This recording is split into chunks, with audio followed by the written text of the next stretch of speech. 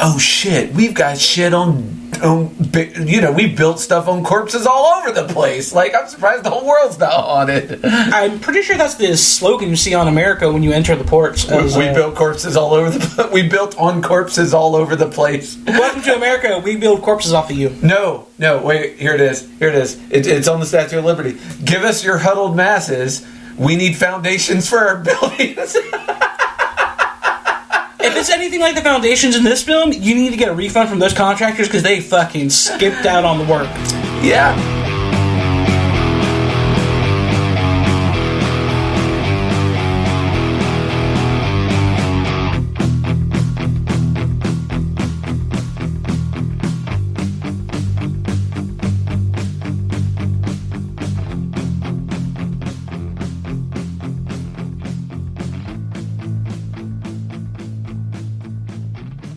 Hello, and welcome to Judgemental Horror Junkies. We're back. Dun, dun, dun, dun. We're here, they're here, we're back, they're back, etc., etc. And man, I don't think it's any secret that we're covering Poltergeist. If it was, our mangling of their catchphrase has evaded all those fears. As always, I'm your host, Reno Dino Valentino, head doctor at the Asylum for the Insane. With me, as always, is Goreship, the ship that sails the river Styx. We are your horror movie book club. Yep, once a month horror movie book club synopsis. Come join us, won't you? And man, we picked an 80s classic for this edition. This one actually comes courtesy of my loving fiancée Kayla, who gave this recommendation because she was in a true crime rabbit hole about cursed film franchises, and this was one of the main ones that popped into her head. So, I thought this was a brilliant idea. Like a good sounding board. I did not look up any of the cursedness. I know, I know. We've done this enough. I know one of your first questions is going to be, what do you know about this stuff? I know that the little blonde girl had like a health problem from birth that ended up getting her after the third movie. That is literally all I know what about we're the gonna Cursed do, franchise. For the sake of linear continuity sake, we're just going to do our normal format. We're going to discuss the movie itself, and then at the end we'll talk we're going to save the curses for the end. Why this movie is considered cursed, how it's really not as scandalous as much, as people would like to make it out to be. It is, a couple of unfortunate things, but it's really not as cursed as you would like it to be. Yeah. Like you would like it to be. I wish more people would die. But it makes for good sensational headline, sensational journalism. It sells a good Netflix documentary movie that, Well, this in all honesty, it was not that great. This practice dates back all the way back to the dawn of horror movies, where horror movies used to, they couldn't just have the horror movie in theaters. It would have to have a gimmick. And they would have the gimmick of, we have a doctor on site because so many people have been having heart attacks from fear from our scary movie, or we've got little electric shockers under the seats that we set off at certain scary points in the movie. And it's funny because, The Exorcist, that was one of the main ones I remember hearing about how, The Exorcism was so scary that people were throwing up and passing out in the theater, having to be hospitalized because they were so traumatized by the sights of what they saw in the movie. I'm going to straight up guess that happened to either 0 people or 1 person, and then they said it was happening to everybody. One person who had a bad chili dog in the lobby before they even walked into the theater. Let's not forget the nun. Not even connected to the film. The nun who died from cardiac arrest watching The Passion of the Christ. Because it was just too much for her to basically watch a 2.5-hour snuff film of Jesus. I mean, I'm with her. I watched that one time and was like, this feels dirty. I mean, what are we doing here? Like, what exactly is the purpose of this film? I mean, you think about this. Like, there's Sunday schools that I went to at a very young age of, let's say, 6 to 7 years old, that would show us, like, a cartoon version of the crucifixion, of the gore of it, and it was really intense. Like, you're showing this to a bunch of children, literal children. This is very connected, but also not.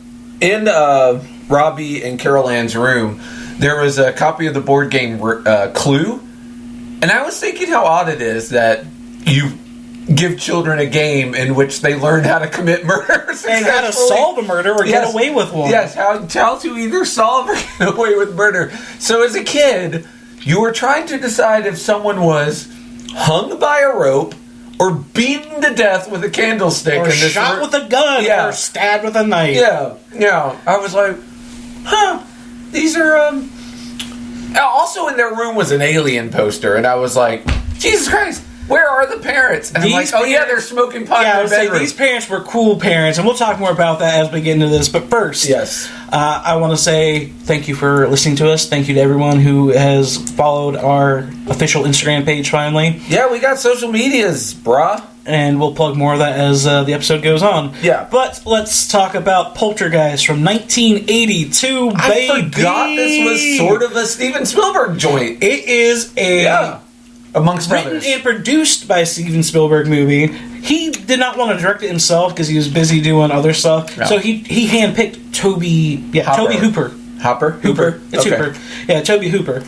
But he wrote and produced it, and that's why there's actually a lot of funny nods, personally, from Steven Spielberg, as always, in his movie, to his buddy George Lucas. Yes, yeah. Oh my God, that kid's room was Star Wars affix. Yeah, that's. Although here's the thing, also very realistic because every child's been in the 80s. Yeah. And so Poltergeist in 1982. I said that funny, and let's try that again. Poltergeist in 1982. Not editing that out. So, the plot synopsis of this movie, I pulled it straight from IMDb. Yep. A young family are visited by ghosts in their home. At first, the ghosts appear friendly, moving objects around the house to the amusement of everyone. Then they turn nasty and start to terrorize the family before they kidnap the youngest daughter, as quoted by Rob Hartill. Yeah. Put her. I mean, it's a pretty straight to the point synopsis, and it's actually quite direct because the movie starts right out the gate. Yeah. If you think about this, not a lot of movies nowadays, even the remake, they tiptoe to building up to the suspense. This one, it actually jumped right off the bat into the movie. Start right with the TV, like the most famous thing, the TV scene with the static.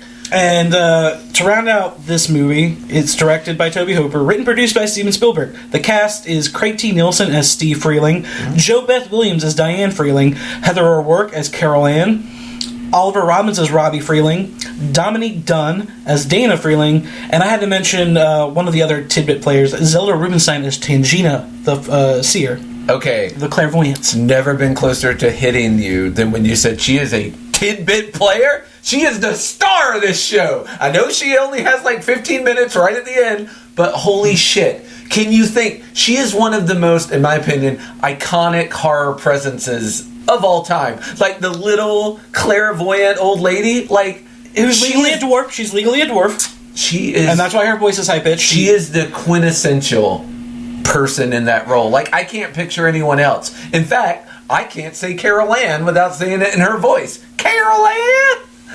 If listening to this podcast at some point you hear microphones being tossed or glass breaking, it's because we are going to have varying opinions on this woman in particular. Because I think the opposite of this.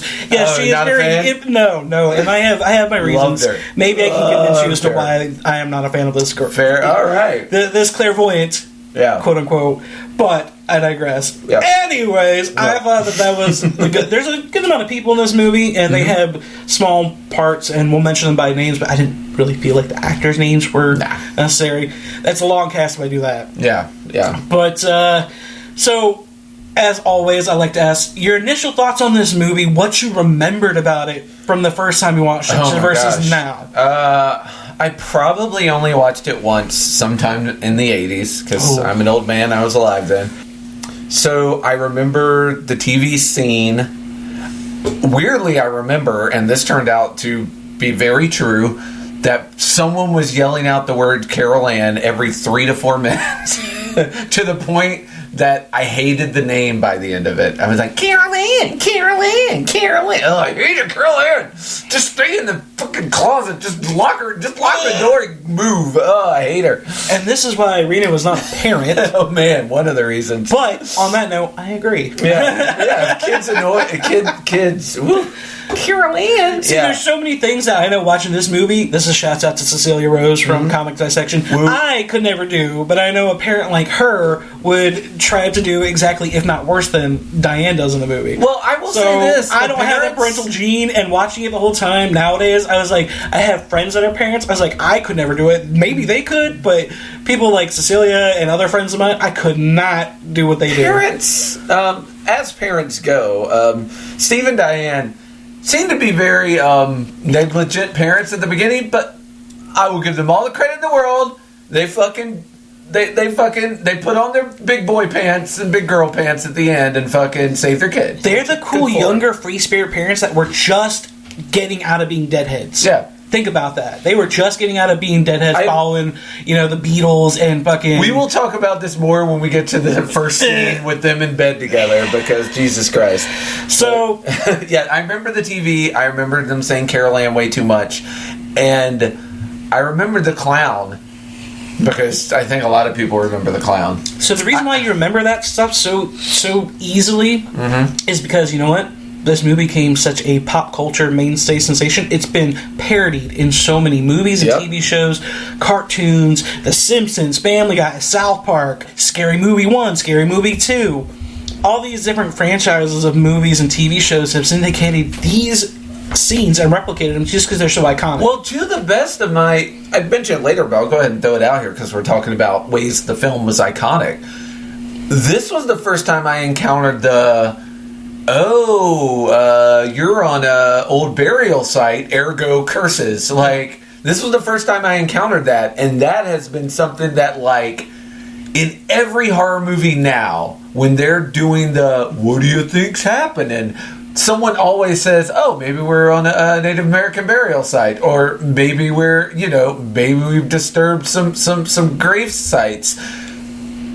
I don't know if this was the first, but it's definitely the first in my memory as a kid. Like, this is the first time I was like, oh shit, we've got shit we built stuff on corpses all over the place. Like, I'm surprised the whole world's not on it. I'm pretty sure that's the slogan you see on America when you enter the ports. We built corpses all over we built on corpses all over the place. Welcome to America. We build corpses off of you. No, wait, here it is. It's on the Statue of Liberty. Give us your huddled masses. We need foundations for our buildings. If it's anything like the foundations in this film, you need to get a refund from those contractors because they fucking skipped out on the work.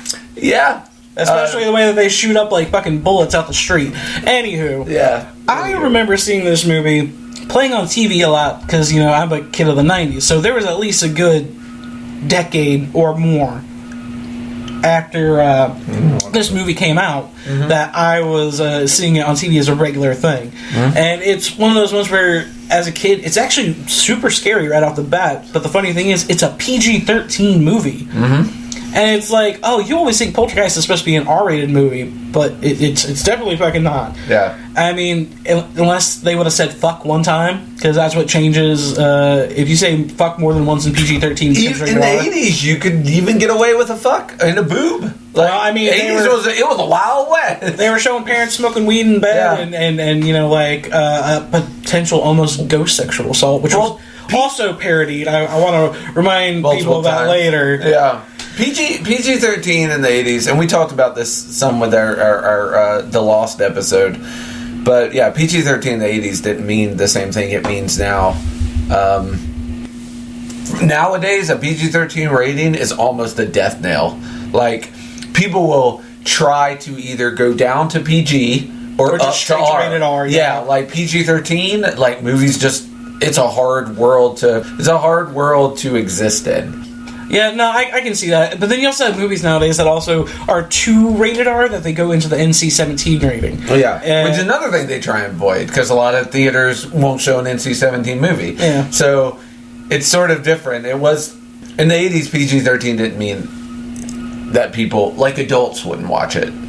And most adults would also bring their very young children, which may not have been... Scarface was almost NC-17. I mean, they had to cut so much out of it. I mean, I know it's not a horror movie, but if we're talking about the rating system back in the day versus now. Nowadays, Scarface is barely in the PG-13 category, if you really think about it. Yeah. Like, I agree. The movies that come out nowadays that get rated R versus PG-13, Scarface would be borderline R compared to... Well, the ratings change as people's sensibilities change, hopefully for the better. But yeah, PG-13's a range you hardly ever see anymore. But a boob nowadays means you're straight to R. Yeah. You can watch PG-13, like, and they were fine with female nudity. But if you had male nudity, probably NC-17. Yeah, because that was just considered porn. Yeah. All over the place. Yeah, so that was my encounter with it. It was something that was just modern media at that time, daytime TV. You know, it would be rerun with, you know, like the TV version of it. That is a big part of the reason why I'm gonna hate talking about the fucking clowns. I saw the clown here, I and hate I was clowns, like, and I fucking hate. Goreship must have forgot this when he suggested this movie. You know, I did. I after I picked the movie, I was like, well, I have to commit now, even though I just remember the part where the kid gets strangled by a fucking clown doll. I'm Here's the thing. I'm not ashamed to say it. Yeah, I have a phobia of clowns. I get very fucking violent and hostile. As someone who, because phobias fascinate me. The only phobia I have is of commitment. The phobias fascinate me. When the kid is like ripping the guts out of the clown and like winning, does that do anything to alleviate your fear? Are you like, okay? Oh, I literally cheered for the kid. I was like, that's fucking right, dude. Or at this point, are you like, clown problem handled? He's handled the clown thing. Because that's exactly how I handle clowns. Yeah. Like, my natural reaction is not to cower; it's to swing first, ask questions later. It's fair. And you know, I feel like most clowns have it coming. I'm sorry, I don't mean to attack There the is clown. a weird TikTok that is like 3 women clowns that are sort of trying to dance sexy, but then also trying to be very like slapstick. Every time it pops up on my feed, I'm like, I don't know what to do with this. I just want to shoot past Well, it. it's popping up on your FYP for a reason, so I don't know. TikTok has done nothing for my self-esteem, because every time something weird like that pops up, I'm like, am I putting out vibes that make you think that clown porn is in my devoir? It's not. Alright, so we're going to start in hot. The movie comes right away into, you know, everyone being passed out. It's dead of night. Yes. And, of course, many of you nowadays who are younger than 20 years old, maybe even 22 years old, I dare say, will not remember the times of public access television where at 3 o'clock, 4 o'clock in the morning, it would end. It would sign off. And before it would sign off... And it would just be a dead broadcast. Yes, but before it would sign off... National Anthem, baby! It would give you a little, thank you for watching the WBNT network. We will resume programming at 5 o'clock in the morning. And as always, God bless America. And then they'll play the fucking Pledge of Allegiance or the Star Spangled Banner or some sort of pro-America song while showing pictures of things like that, which is where we come in. Very confusing, because at first you just have a black screen and you're hearing what was it, the Pledge of Allegiance, Star Spangled Banner? It was a Star Spangled Banner. Star Spangled Banner, and you're like, weird. Not scary, but weird. Dad's passed out on the couch, drops a piece of pizza out of his hand. Yeah, and then you're in the screen, so you get that very pixelated that old TVs have, where you can see every single pixel, and you start zooming out, and then you see it's a bunch of Americana shots. It's the War Memorial, it's the Statue of Liberty, etc., etc.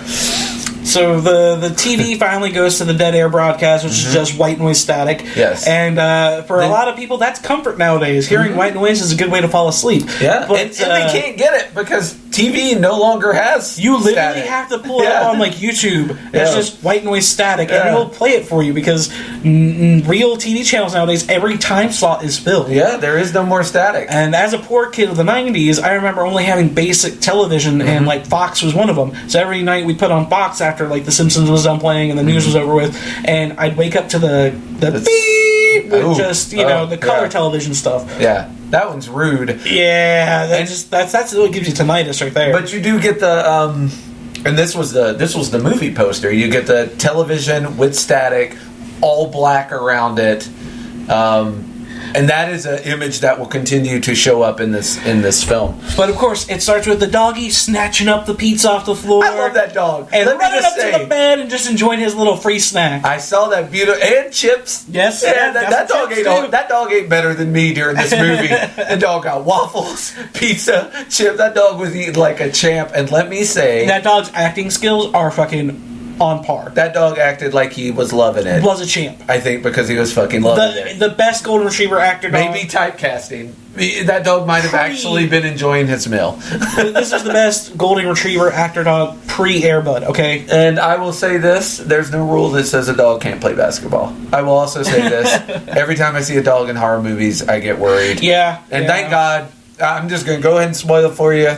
Again, it's a movie club. You should have already seen the movie. But if you haven't, don't worry. Dog makes it to the end. This movie is 34 years old. Dog makes it to the end. Dog is okay. This movie is old as hell now, so if you haven't seen it, you haven't heard about it, you should. Obviously, spoilers ahead. Dog is perfectly fine, but it's funny that you say that, because when we were watching it, Kayla was like, wait, does the dog get hurt in this movie? I can't remember. I was like, I don't believe that it does. No, it does. The dog does nothing but eat human food. The only thing it gets is an upset stomach from too much syrup on its waffles.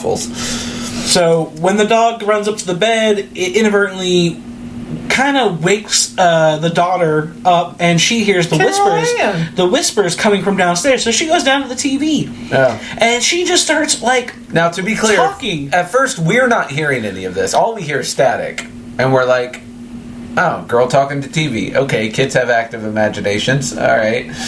But then you do kind of start to hear subtle, no. Yeah. In the back of your edge of hearing. They whoever did the sound work on this, puts it in just barely at the back of your edge of hearing. It's nice. And the young and naive Carol Ann just very friendly making friends. It's what do you look like? Huh? Yeah. I don't know. Yeah. I don't know. Where are you? Yeah, you kind of wonder what the other half of this conversation was. We are without form. We are the formless void. Or if they're like, hello, little girl. It's so nice to meet you. Well, the voices start disappearing slowly because she starts yelling at the TV. And she's like, what? You have to speak up. I can't hear you. And everybody in the house wakes up and runs down to the TV to see her talking to the TV. And they just kind of look at each other like, what the fuck is going on? Oh, our child's fucked up. No. Yeah. I would think that my child had some serious night terrors going on, or, straight up she was being haunted. Yeah. It wakes up, her yelling wakes up the whole family, and they're all looking at her, who's you just see the back of her head, she's trying to talk to the pressing TV. up against the screen with both of her hands, and that's actually, the iconic poster. Yep. You've seen it on TV. I remember watching not that long ago an episode with Family Guy where Stewie did that, just to fuck with Peter or some shit. And it was just so funny. I was like, this just continues after all these years to still be something that people can do callbacks to and homages, and the infamous "they're here." Yeah, that actually comes with her second television. I was gonna say that it has been recreated and made fun of so many times as well. So many times. And last thing I'll mention before we move on is that the television creates a strobing effect in the house whenever it's static, which isn't exactly how static looks, but for the movie. It created the blinky strobies like you're in a haunted house. So as Carol Ann is moving, it's that very jerky, think the girl coming out of the well in The Ring. It's a very jerky motions of her making her way out of bed or towards the television set. And it's really funny too you mentioned that, because I was thinking, man, all these strobing effects, it must have sucked to watch this as a person with epilepsy. Yeah. And this was before they had any warnings or anything. Yeah. And back then, if you had epilepsy, you found out that a movie would cause a stroke by getting a stroke while watching the movie, because there were not or at least warnings. Just a seizure, at least. You'd be lucky if you had just a seizure. The first time I remember it becoming big news was with that one Pokemon episode that messed people up in the 90s. Yeah, the Ghost Pokemon episode. Yeah, I did. And that was the first time it ever even occurred to me that light shows could cause people to start I had no idea. That the first I'd ever learned about it was when that Pokemon episode came out. Now it's a very common thing. I would say 20% of the video games I boot up on my PlayStation have a thing. Hey, if you're sensitive to light, there's strobing effects in this game. But different time, the 80s. So we get the opening creepy shot, she's talking to the people on the TV and pressing against it. The family's very fucking confused. Then we just get an instant juxtaposition, sorry. Yeah. I called it the, even though Spielberg did not direct this is a Spielberg neighborhood shot. It felt like Gremlins. Well, I wanted to get that out there because the way that it cuts to a upbeat panoramic view of the entire, look at this little nice suburban hometown. Yeah. Where all the houses look the same, like ticky-tack. Literally copy and paste. Mm-hmm. Literally copy and paste. Yeah. And there's even a point where they're showing off, what's going on in the house with all the ghost stuff happening, and then it cuts away, and you think they're in the same house. But he's the dad's touring it with just selling prospective family. Yeah, and so it's so funny that those houses are still a thing nowadays, but at least they changed the fucking colors. Yes, thank God. But yeah, you get you get the neighborhood shenanigans with the kids using their race cars to mess with the guy riding his bike. You get all this stuff. Yeah. You know what? I don't have the patience for these fucking kids. If I was riding that bike with my beer and my pizza that I spent my hard fucking money on just to go watch football with my friends, and then some asshole kids tripped me up and made me drop everything, oh my God, we would have fisticuffs. I'd be like, I fought a 13-year-old, so what? It was such a wash for me because I'm like... he obviously... Kids, sports enthusiast. Kids, sports enthusiast. Okay, I was thinking about it from the maybe I'll get lucky and they'll kill each other. I'm thinking of it as the financial curmudgeon old man that I am. Yes. When it comes to losing out on money because man, I should have been able to enjoy this. Instead, that's just literally wasted $30. Yeah, it's the roaring 80s. You wasted $4.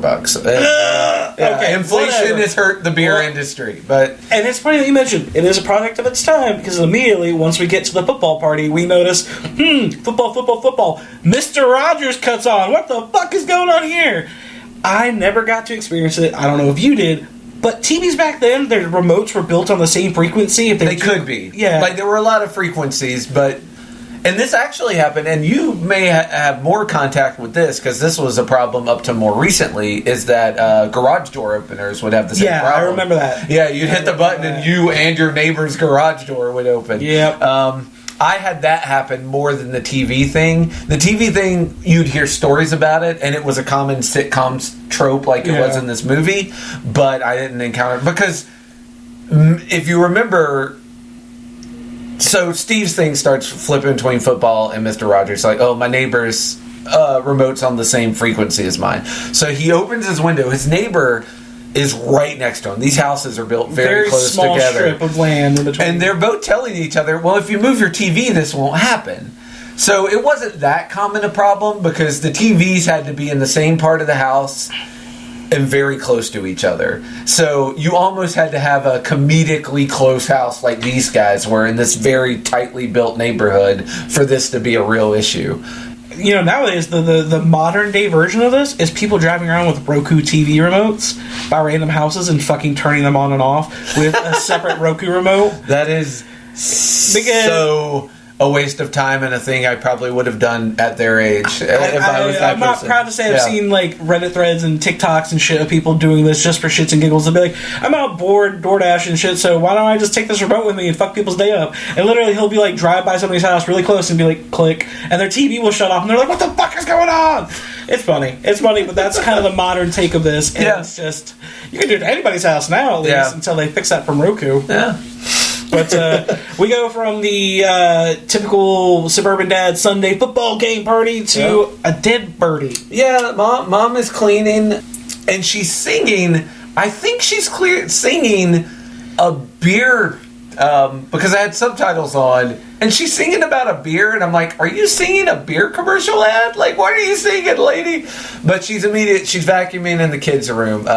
Carol Ann and Robbie, the middle child, share a room. Yeah. And while she's vacuuming it, she finds that their pet bird has passed away. R.I.P. Tweety. Yeah, I don't remember what the buddy's name was, but... I think it was Tweety. And she very funny says... couldn't you have waited till a school day? Yeah, so I could have, taken care of this, while you weren't there. And she decides to get rid of the bird in the toilet. Can we discuss how that makes no sense?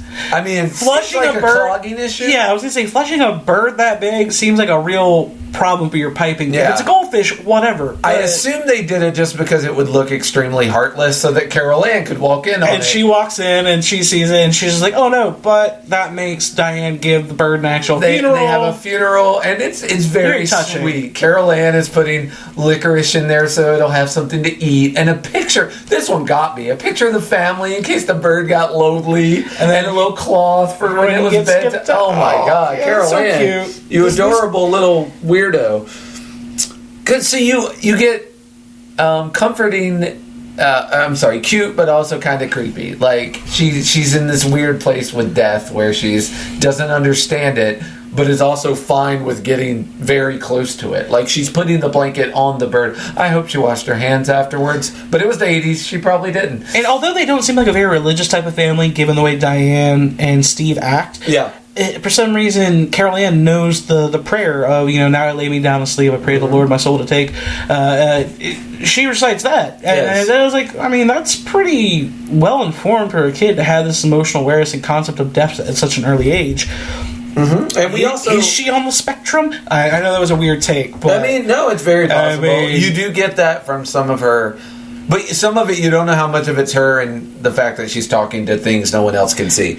And this is a stretching theory for me. All right, give it. I love the stretching. Yeah, this is just something from watching after all these years. I'm making jumps and conclusions, and it probably has absolutely no relation, but maybe it does. Yeah. So, ironically, when she says that prayer, Robbie is right around the corner at the creepy-ass knotted tree. He has climbed up into the tree. Yeah. So during the day, he is fearless of this tree. It's only at night that the tree scares him. But when she says the prayer, I noticed that the prayer kind of disturbs the land, and if you look at the sky, while Robbie's in that tree after she says the prayer, it starts kind of randomly brewing a black cloud storm. It's very weird in the way that, to me, I saw as a parallel. I was like, oh no, she has said a prayer. It's a welcome ghosties into the fucking their little portal of a house. And I did not think of that, but let me throw the counter argument out. It does amplify immediately after that. While they're doing the prayer, Dana, the oldest child, who is there also, is very blasphemous. Yeah. So it could be the God, it could be the lack of God. Because, like, what is it? She says, if I die before but I wake, and Data's like, well, that's what happened, isn't it? And I was like, I like you, Data. I like you. Yeah, the dark humor definitely got me. Yeah. But I think what really caused this is that they've been breaking ground on a... Spoiler alert! Swimming pool! They're getting the pool! Yay, swimming! Yeah. I love swimming pool. And you've made it into upper middle class America once you get your swimming pool. That is the rules. But I love how we go from this scene of, having the bird funeral and then the creepy clouds in the sky while Robbie's sitting in the tree that is going to be a pain in his ass very shortly soon. Yep. And then you get the cool shot of the cool hit parents smoking weed. Oh, no, wait. A very funny little quick thing, because we got to tuck our kids in first. At the end, we're so sad. Carol Ann's got tears in her eyes. All of a sudden, turns into a huge smile. Like, can I get a goldfish? Next scene, she's feeding a goldfish, and I'm like, spoiled, or your kid just lost a pet. So let's try and replace it as quickly as possible. Looked over that. It's funny. It's funny that you mentioned. Well, the only reason I did, and then the only reason I bring it up, is because it's also where we get our first scene of goddamn Scary Clown, who luckily gets a Chewbacca jacket to cover him up, because Robbie doesn't like the clown any more than we do. It's on a rocking chair across from his bed. So he takes a fucking Star Wars jacket with Chewbacca and throws it over, so Chewbacca's head is right where the clown head would be, and he's like, that's better. Yeah, good Chewbacca position. won't hurt me. Yeah, Chewbacca will keep me safe. Yeah, that was like such a quick scene that I didn't pay attention to. I was so busy writing down notes.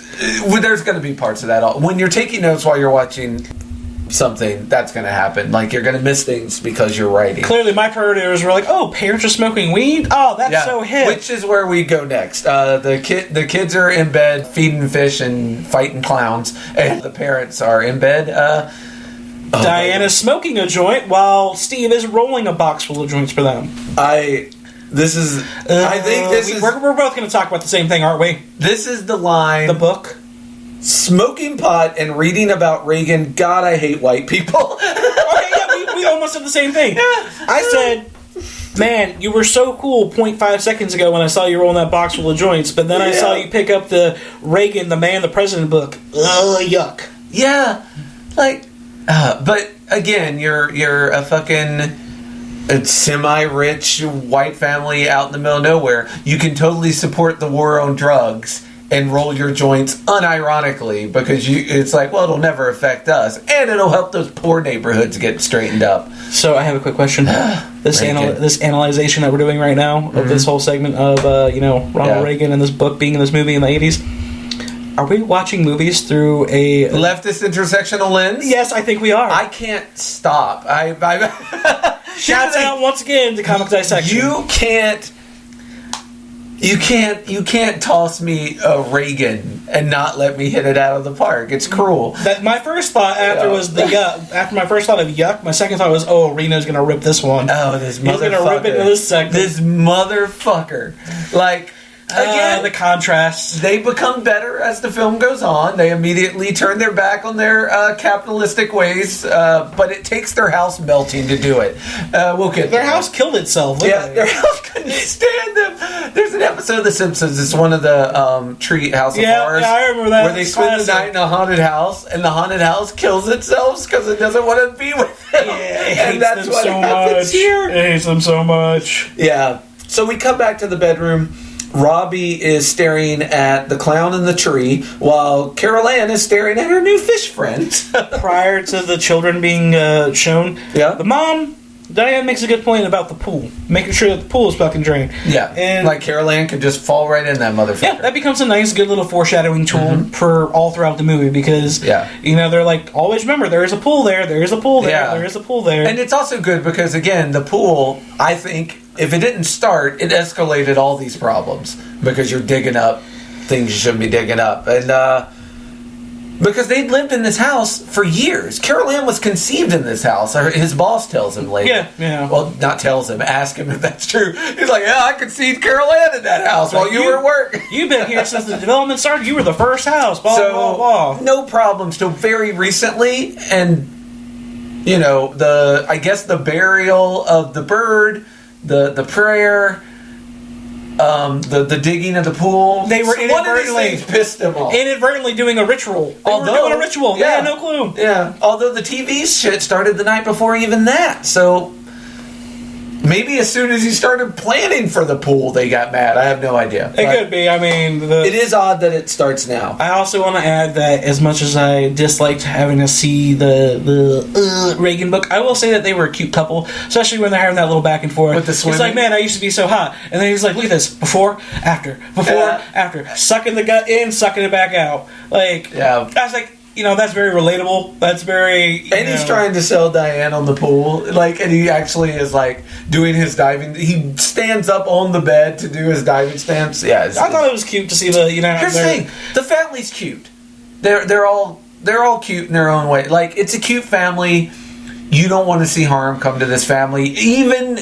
Here's the thing. This is how you can tell how cute this family is. The dad's reading a Reagan book, and I still don't think they deserve to die. That is how cute this family is. I will say that after watching Gremlins, this execution, there you go, that's what I'm looking for. This execution throughout the movie of Spielberg's writing style, I'm going to introduce the family to you. Yeah. I'm going to make you really like this family, even though they're in this weird spot where they don't seem like they're a good family. I want to have little cuts to make sure that they love each other. Yeah, that they are tight and they are trying. They love each other. Yeah. Same thing in Gremlins, you know, when they're, the inventor dad is kind of a joke, but man, they love him. Yeah. They love him. They're going to stick it through, the family is sticking together and fighting the good fight. And it's the same exact thing with Poltergeist, the way that he makes you, see the family as an actual family.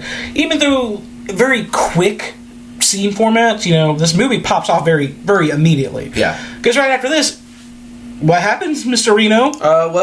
Robbie comes into their room, scares the shit out of them because they're mid-pot, and tells them that the storm's getting closer. And Robbie... I don't know if Robbie has a fear... He kind of has a fear of storms, but it seems like he more has a fear of the way the tree outside his window looks during storms. Oh, it's definitely the tree, because he straight up says the tree knows that we live here. It doesn't like us. That is a scary sentence. He's like, what do you... I like the father trying to tell him that, the tree's here to protect you. It's actually our friend.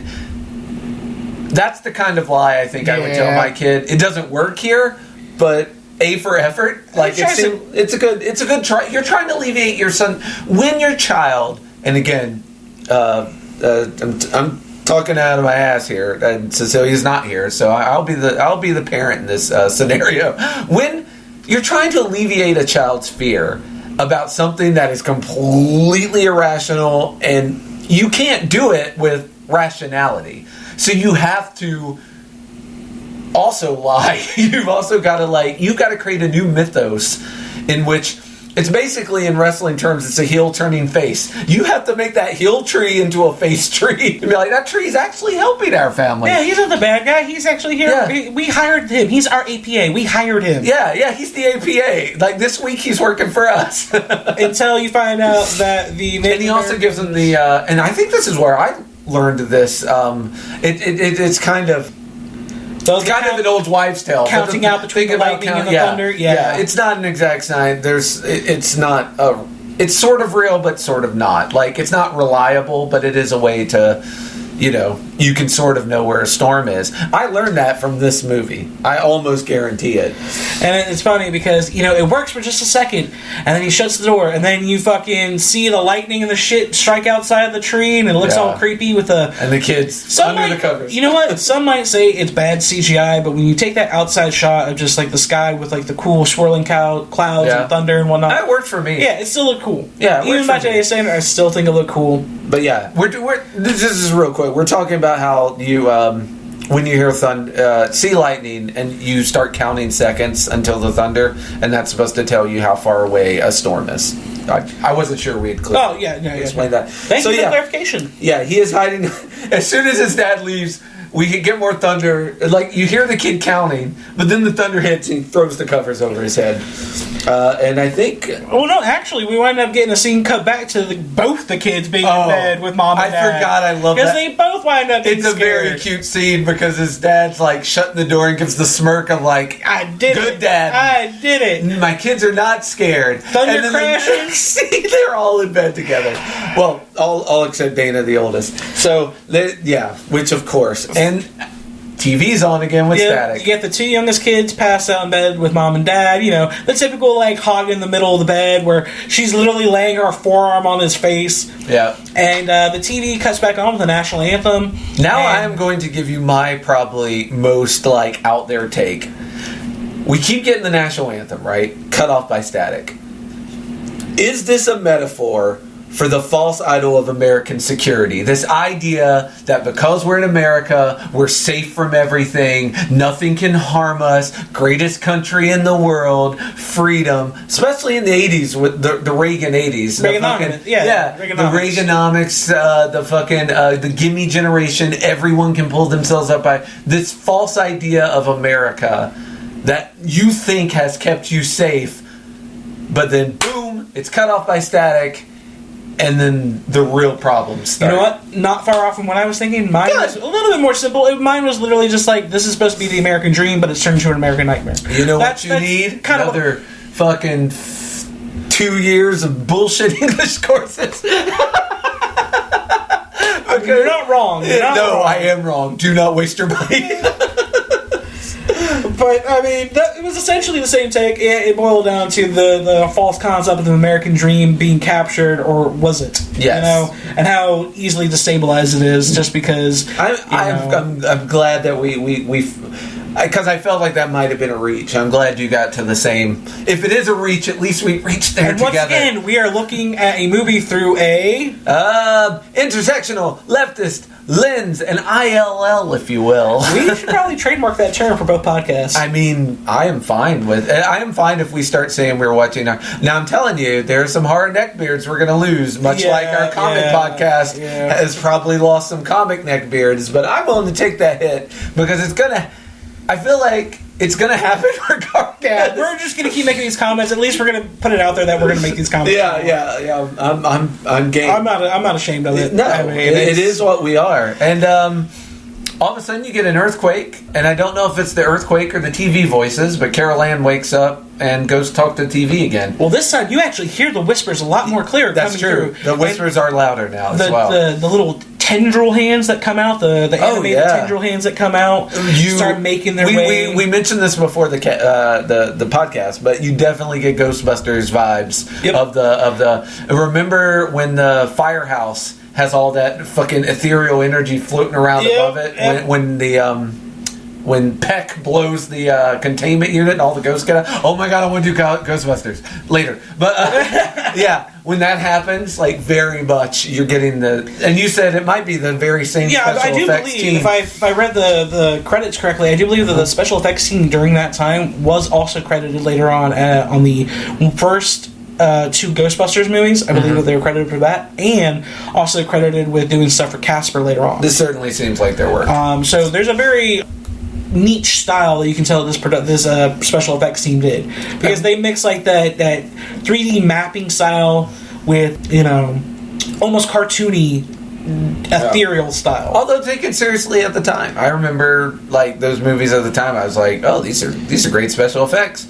Ooh, this is our iconic scene of Carol Ann with one hand on the TV, looking back, saying they're here. Like we get because everyone gets woke up by the shaky earthquake. The earthquake is not actually an earthquake. What it is that the spirit tendril hand that was coming on the TV shoots past the fucking out of the TV and into the wall above the bed. Yes. Into the wall above You're the bed. And that shakes the entire foundation of the house, and they think that it's an earthquake. Yeah. But we later find out the next morning that it is not an earthquake. Steve's on the phone with everyone else, and there's nothing on the news about an earthquake. Oh, it damaged our house here. Yeah. How do you sleep through a 6.5 earthquake? Yeah.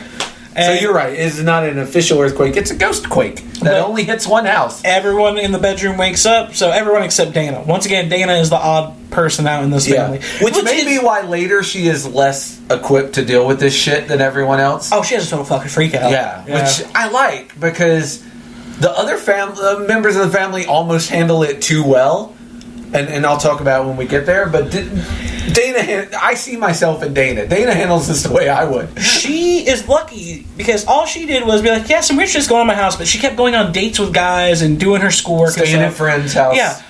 Poor Robbie and Carol Ann got trauma served to them on a fucking golden platter. Well, because both of them got trauma. Because they are innocent, the spirits want them the most. Because as Tangerini, who shows up at the end, will say they want life. And who has more life than children? The innocent, the love, who has more enjoyment from things. Like, kids are pure, and their enjoyment of things and their joy in the world is pure. So that's why I think they keep trying to take fucking Robbie and Carol Ann, because those are the 2 youngest ones, and therefore the ones most full of life, which is what these ghosts want. So we finally get the infamous "they're here," but quickly it's followed with the mom asking, "Who's here, honey?" But it's followed by that line, because we immediately again cut to daytime. Everything's fine. We're back in the normal light of day. Like, all of that weird shit that happened, fuck it. We're in the daylight the next now. day she asks, she's like, "Honey, when you said that they're here, well, first we get the first shovel full of dirt in the backyard of the pool. I have some thoughts on those people, by the way. I have some thoughts on those guys. About how they're winners. Fucking creepy pedophile pervs. Yeah, bro. Real fucking smooth. This is the part where I feel the mom dropped the ball, but we'll touch on that. You're right. It opens with them digging ground, and then inside they're having breakfast. Well, the dog is having Robbie's breakfast, the waffles. And that's when little freaky stuff starts happening. Alright, so as Robbie goes to take a sip of his milk, and his whole cup bottom blows the fuck out. And almost cuts Dana. Yeah, it just gets milk all over her, but she's like, I could have got hurt. And and he's like, it wasn't me. And I've got school. Like, she had to go change, because, teenagers in their clothes, am I right? And he's like, yeah, it wasn't me. And then he looks at his fork and spoon, and they're twisted. Neatly, they're like 90-degree angles. Which there's like a whole loop and coil. Like, they twisted it and bent it at the same time. Yeah, bending your silverware. That's some basic Poltergeist shit. This is the white girl pumpkin spice of Poltergeist shit. Is bending silverware. But you also gotta think, this movie is only like at least 15 minutes deep, and all this weird shit's already happening. Yeah.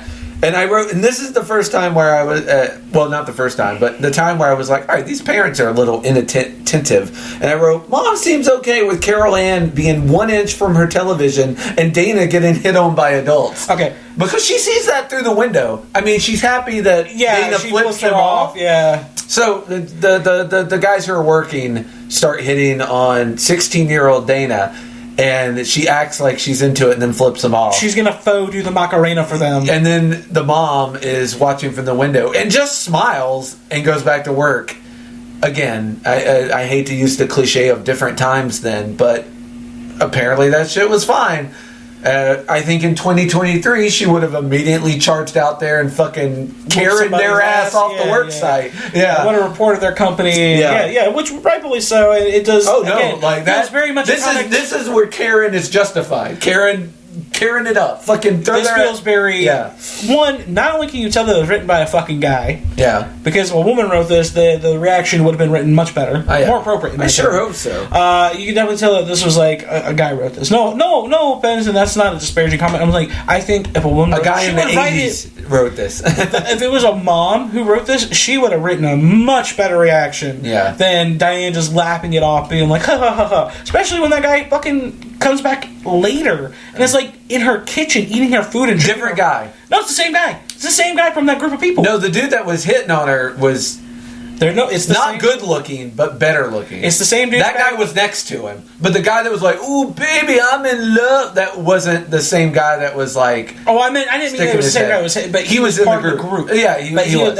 From that group, he comes back into the kitchen, is eating her food and shit. Yeah. Anyway, you have great coffee, Mrs. Whatever their name was. I was like, what a dick! I don't care if you know her husband or not. You work for her husband. He's getting a discount on this pool. Yeah, you know it. It's still, those guys fucking suck. Yeah. So, I want to point out, you make a comment about the little girl being too close to the TV. You know what? You want to talk about too close? I was one of those kids, okay? Like 1 inch. I was one of those kids in the 90s who was literally on his couch right next to the fucking TV, just looking at the fucking screen. Maybe that's why I have sight issues. Maybe that's why I have hearing issues. Almost certainly sight issues. Depending on the volume.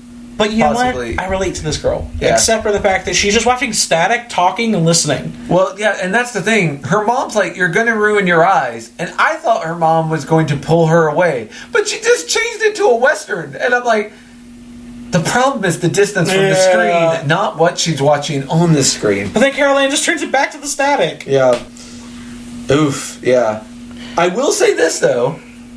Then mom's like, "Hey, when you leave the table, put your chairs up." So funny. And she looks back, and the chairs are out again, and she's like, "Oh, my kids are being rebellious." And she looks at Carol Ann like, "Carol Ann, did you do that?" And Carol Ann's like, "Nope." And she keeps shakes her head no, goes back to talking to TV people.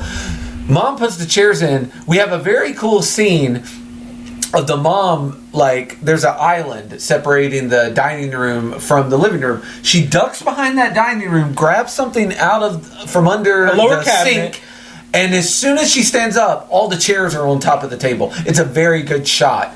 Because no time passed. I am curious how they managed to do that in a one take, Jake. Yeah. I'm curious how they did that. It's a pretty scene. Like, even in 2023, it's a pretty scene. Yeah. And she looks back, and her eyes get wide. And this is where I'm going to give the mom credit. I just gave her shit for not helping her kids more. This is where I give her credit. She is very quick getting on board with the TV people thing. Yeah. If this had been a movie in 2023, we would have had to watch 15 more minutes of the parents disbelieving. And taking their kid to a therapist. And it would have annoyed the shit out of me. Because you know where we're going to get. And I'm like, I'm glad we just got there. We just skipped all the bullshit. Because we have this, and then as soon as the dad gets home, he's pulled in. And I'm like, good. The family's in. We don't have to do a bunch of dumb bullshit. We're just there. And great. Not only that, she like doesn't question it, which I think is awesome, and saves us a lot of fucking time and hassle. Yes, exactly. But she jumps right into it. She's like, okay, well, maybe we need to test this out. What's going on? She even sees the dog is interacting with the ghost, and the dog brings a toy to the portal above the bed. She's like, what the fuck? And then she goes back downstairs, and that's when we see the creepy-ass construction worker who's eating her food and stuff. Yeah. Like, you sure make good coffee, Diane.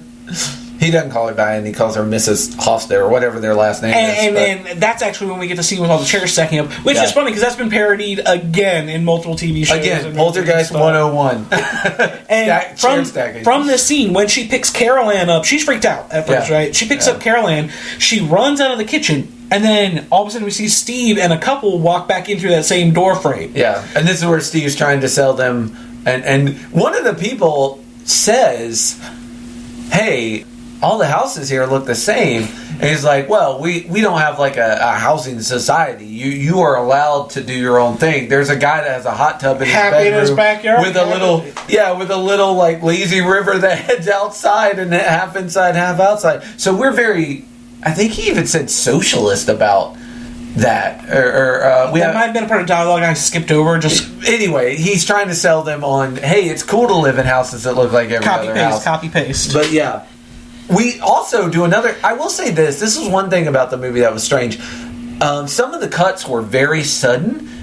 And I was like, oh, wait. Like, I got a little bit of whiplash. Because right out of that scene, he's coming home. Yeah. He's trying to adjust the trash cans. And his wife is trying to pull him in the house. And to the point, he ends up bringing one of the trash cans in. Because, he's trying to stand it up. And she shows him what she's been doing all day. At first, he's worried about her. Because, like, the kitchen floor is completely cleaned out. Yeah. It's got chalk writing all over it. Looks like a madman lives there. Arrows showing which way that they slide and where the starting point is. But she puts a chair down. It slides across. She's so fucking giddy about this too. And he's scared. He's like a little freaked out. Does it again with Carol Ann. Carol Ann utterly bored by this because apparently her mom has been making Carol Ann slide across the carpet or across the tile all day. I have to ask. So Carol Ann's been doing this all day with her mom, right? Yeah. So the mom wound up putting a football helmet on Carol Ann. Yeah. At what point? How many tries do you think it took before she needed to put the football helmet on? I want to say that I wish they would have kept the scene where she wasn't protected and bonked her head. Yeah, I kind of wish they would have. All right, now we've learned from that mistake. Let's protect Carol Ann. Let me also say that Carol Ann, after she shows off her daddy, is like, it hurt my butt, and her mom said, I need to add more wax to the floor. So her mom has actually been waxing the floor so people can slide. And her mom has done it. Yeah. Because she's trying to describe the weird way it feels to the dad. She's like, oh, you want to try, Steve? And Steve's like, no, thank you. She gives this almost ecstatic, like it's some type of ecstasy she feels. It just rushes through your body. Yeah. Dad's like, no, thank you. Describes it as an electromagnetic flow through your body and it just pulls you. It's like you have... all your breath is sucked out, but you can still breathe, is what she said. Yeah. And I was like, you're very almost aroused at the thought of the way that it makes you feel. Oh, yeah. And I was like, that's a very interesting take, that she's so giddy by this. You get about 5 or 10 minutes of, hey, maybe these are benevolent spirits. We're having a good time together. Everything's great. That does not last long. This is actually, I quoted her. She said, the tickling, it pulls you. And I was like, that's a very interesting way. I was like... She's almost... Your kid's getting ready to get pulled. Yeah. She's so happy about it first, but she quickly realizes, I fucked up by letting this, welcoming this whole fucking weird thing. Because, the next thing I wrote is, that night, tree or closet, them ghosts eating somebody. Yeah. Well, let's also talk about the fact that there was a little fun scene where they go next door to the neighbors and did you have any problems? And there's a fly that keeps buzzing around Steve. Mosquitoes. I thought it was flies. No, because there's this weird thing, because he's like, I've never been bitten by mosquitoes. Son, you ever been bitten by mosquitoes? And his son's like, I hated that kid. I don't know, Dad. Honestly, I liked the way the kid was fed up with his dad's questions, though. He's like, I don't know, Dad. He's like, you don't know. And I'm like, it was the most awkward conversation I'd ever seen in my life. But you're right. They're basically trying to figure out if anyone else has had this weird paranormal activity. The neighbors haven't. They head back home feeling weirdly good about this. They're like, we're going to keep it in the family. This weird little be our thing secret. we have. Yeah. Well, that quickly turns into a hell no. Well, yeah. Because everybody is chilling in bed. They're talking about this whole discovery. Yeah, they've had a fun day. Well, yeah, only Carol Ann, Steve, and Diana know. They kept it from Dana and Robbie because they didn't want to upset them until they figured out how to tell them about it. And Steve... Here's the thing, Steve handling this much more seriously than Diane. He's like, no one goes in the kitchen until I figure out what the hell's going on. And he also says that we need to talk to somebody about this. Yeah. He's like, we need to get somebody involved. Yeah. He's like, I don't know who you're Kudos to Steve. And as they're discussing this, Robbie wakes up and the tree just crashes through the fucking bed. Yeah, there was not a lot of preamble to this. No, it's out of nowhere. Bam! And this is another good scene. You notice how the tree trunk, the twigs form a fucking hand. Yeah. 2 hands. Yeah. You understand, like that, like he's grabbing with both hands. And well, it punches out the window with one, and then it turns into like an actual, like, looks like it's a almost humanoid tree. Yeah. The tree is an amazing... This movie is worth watching, if only to see the tree, because it is such a cool monster. And like, also it's so practical effects. Yeah, also practical effects. If you've ever listened to any of the other episodes we've talked about... Practical effects. We are practical effects stands. All day, we love that. all we night, love that practical shit. effects. Like, that's... To me, I think, actually to us, that's the bread and butter of a good, like, horror movie. Because the CGI, as far as we've come, still doesn't look right. Yeah. Sometimes if you It's got moments. There are times for it, but it's way overused. You can do a well-balanced blend, you might get me, but... Way overused. I mean, I'm always going to pick Hellraiser and like, Psycho Goreman and stuff like that. That's practical effects over something like super CGI, like the Mortal Kombat blood. You know? Yeah, facts. But, anyways, Robbie starts yanked out of the room. Yanked out of the room and starts to get gobbled up by a fucking tree. Which, didn't see that coming. That was not in my bingo card. I didn't notice a mouth on the tree, and... It opens up later. It's got a fucking maw. After it's got him. But Steve and Diane hear the screams. They come out of the window. They see what's happening. They run downstairs, leaving Carol Ann alone in the room. Which... I'm not going to say bad parenting here, because one of your kids eaten by a goddamn tree. You gotta want to take it outside kid. to be in danger? Right. You thought she was safe. I get that. Yeah. Dana wakes up and is losing her shit. And while this is happening, the closet, which we should have mentioned earlier, Carol Ann has always felt uneasy about. She's always had to have the closet light on. The closet just turns into a vacuum cleaner. Fucking door opens, light coming out. Light, very important. And all of a sudden, Carol Ann is basically... You see the scene where she's just holding on and being... And the bed breaks apart. Yeah, she's completely vertical. Like, she hanging on, trying to not get sucked in. Everything in the room is going into the closet. Is getting sucked into the closet. And the bed finally, like, the headboard breaks apart while she's still gripping it with her dearest... Like, for her dear, she is holding on to that broken piece of bed and still gets sucked into the closet. Yeah. And when she gets sucked in, everything just stops. Yeah. Well, the last thing to get sucked in is the bed mattress, which forms like a wall. Yeah. Blocking off the closet from the rest of the house, so you can't see what's happening on the other side of it. We cut back outside. Steve is now doing battle with this tree, trying to save his son, who, as you said, a mouth has appeared on the tree, and it is actually starting to swallow Robbie. But then we get the very shitty CGI tornado that magically sucks the tree up into the sky and takes it away for good. Yes, which saves Robbie's life. It does, but Steve automatically is like, oh, well, I guess it was just the tornado. Making the tree look like it was eating my son. Yeah, well, I mean, how? I don't know how that tornado didn't hit the whole neighborhood. It literally just touched down right here and it's gone. Huh. When he said that out loud, I was like, what? Are you what? It's an unbelievable coincidence. Like, man, it's weird that one the same day and bounces up. Well, and no, not that is a weird coincidence. But it's a weirder coincidence that the same day Poltergeist appear at my house, this tree tries to eat my son because it's got wind powers from a nearby tornado. That stretches belief beyond the breaking point, I would say. And I think Steve figures it out once he goes back inside. But at this point, he's still like, oh, also, small thing, but Robbie has been pulled out of the tree. He is covered with the same weird ectoplasmic goo that you'll see later when people are passing through the portal. His nose got cut up. Oh, he got messed up. So, actually, a fun fact about that, it's not really a fun fact, it's kind of sucky. When they were doing that stunt, he actually did get cut when they were falling to the ground, and you see it when they're falling. That's a real fall. Like, they did get hurt. Yeah. Like, they were... Craig T. Nelson and the kid who plays Robbie both got a little banged up from it because it was not a gentle ride down. Like, the zip line that they had him attached to, or the little harness thing, was not properly set up. It was very an Owen Hart fall. I hate to say it that way. Well, not quite that, but yeah, I get your... They were dropped. I get your meaning. They were... So they did get... That's like a real cut on his nose and it's real, like, raw skin. Quick Craig T. Nelson trivia, since you mentioned his name. Do you know what other horror movie that he was in? Not quite as big a role as this, but he... Tremors? I don't know. No, he was one of the people that Keanu Reeves represents in Devil's Advocate. Oh, shit! Yeah. That movie, I like that movie, Yeah. but it wasn't one of the like standout Keanu movies for me. The only reason I can bring it up is because he was in both movies. Okay. So he was also in a sitcom called Coach. That's where he's probably most well known. I remember him from My Name Is Earl as the fucking warden of the prison. I loved him as the warden of the prison. Yeah, so funny. Yeah, he's a underrated actor. He gets out I like him in most things I've seen him in.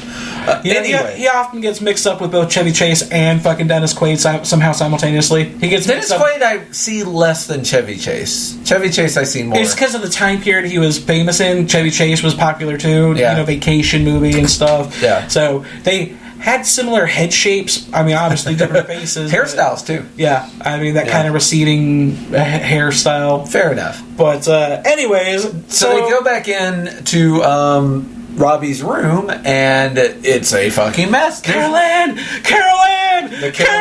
Oh, God help me. The Carol Ann screams start. They get to the closet, and I'm not going to lie, I hate to cut you off, but I love the scene, and I'll laugh. They get to the scene where they're pulling everything out of the closet, and they just see a body covered with a blanket. They're like, oh my God, our baby's dead. Pulls the blanket down. Oh, it's just the clown doll, the creepy-ass clown doll. Ha, ha, ha, ha. Oh, no. Oh, so funny. I read that totally different. I thought they were relieved. No, they were relieved. There's Carol Ann. Oh, no. I thought they were relieved when they saw the blanket, and they were like, oh, there's Carol Ann. And then when they took it off, they started like hysterically laughing like crazy people, like, oh my God, our daughter's gone. If you watch, it was more of a the way they look at each other. They thought she was dead. Diane grabs her face. She's like, and then they pull it off, and that's when she's like, oh, ha ha ha ha, it's just the clown. And then she's like, the pool. Yeah.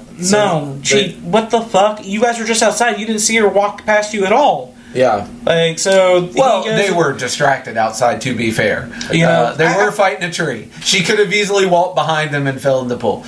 And here's the thing, where else could she be? They'd already looked through the whole house. Okay, fair enough, but at the same time, my stupid ass was also thinking, maybe this is some type of weird foreplay, because they were just talking about how he was hot when he was an Olympic swimmer, so he goes all Olympic diving into the shallow end of the pool trying to find their daughter. And when we say pool, we mean mud pit. Because they literally only started digging the hole. There's no cement on the sides.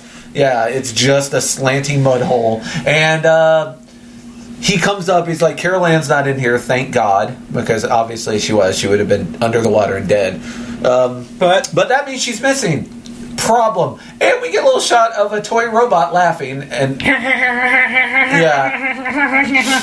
Robbie MVP here, traumatized MVP.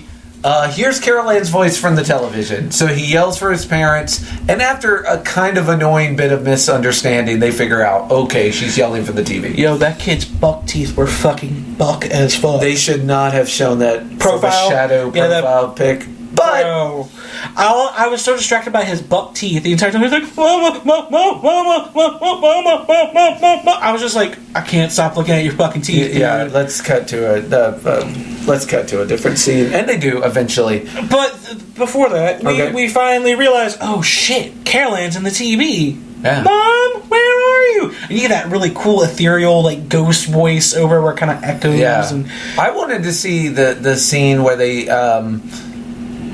did it like Zoolander, and like the files are in the computer. Like they try and break the TV open to get her out. Like, well, she's not behind the vacuum tube. Where are you, Carol Ann? I mean, if they did go all Zoolander on that, I would have laughed my fucking ass. It would have been very funny. It's like, if you break the TV, she'll be freed. Yeah. No, that would have been funny, but that would have been a very funny ending for the movie too. If like they finally get the little the wizened expert in, she's like, just tip over the TV. I will say, let her climb out the back. As much as I was shitting on this kid's buck teeth, I will give credit where credit is due. As a child actor, he did a very convincible job that he was fucking terrified. Oh man, yeah. Like, I was scared for him. Like you could really feel the sheer terror in his voice when he's trying to get out Mom, but he can't quite say Mom properly because he's so fucking scared, quivering. Yeah, and so I got to give props there, buck teeth aside, I give credit. He did. Hey, we're not here judging appearances. I'm all for Hollywood using less pretty actors and actresses. Honestly, make Hollywood realistic again. Make it realistic. Well, for the first time.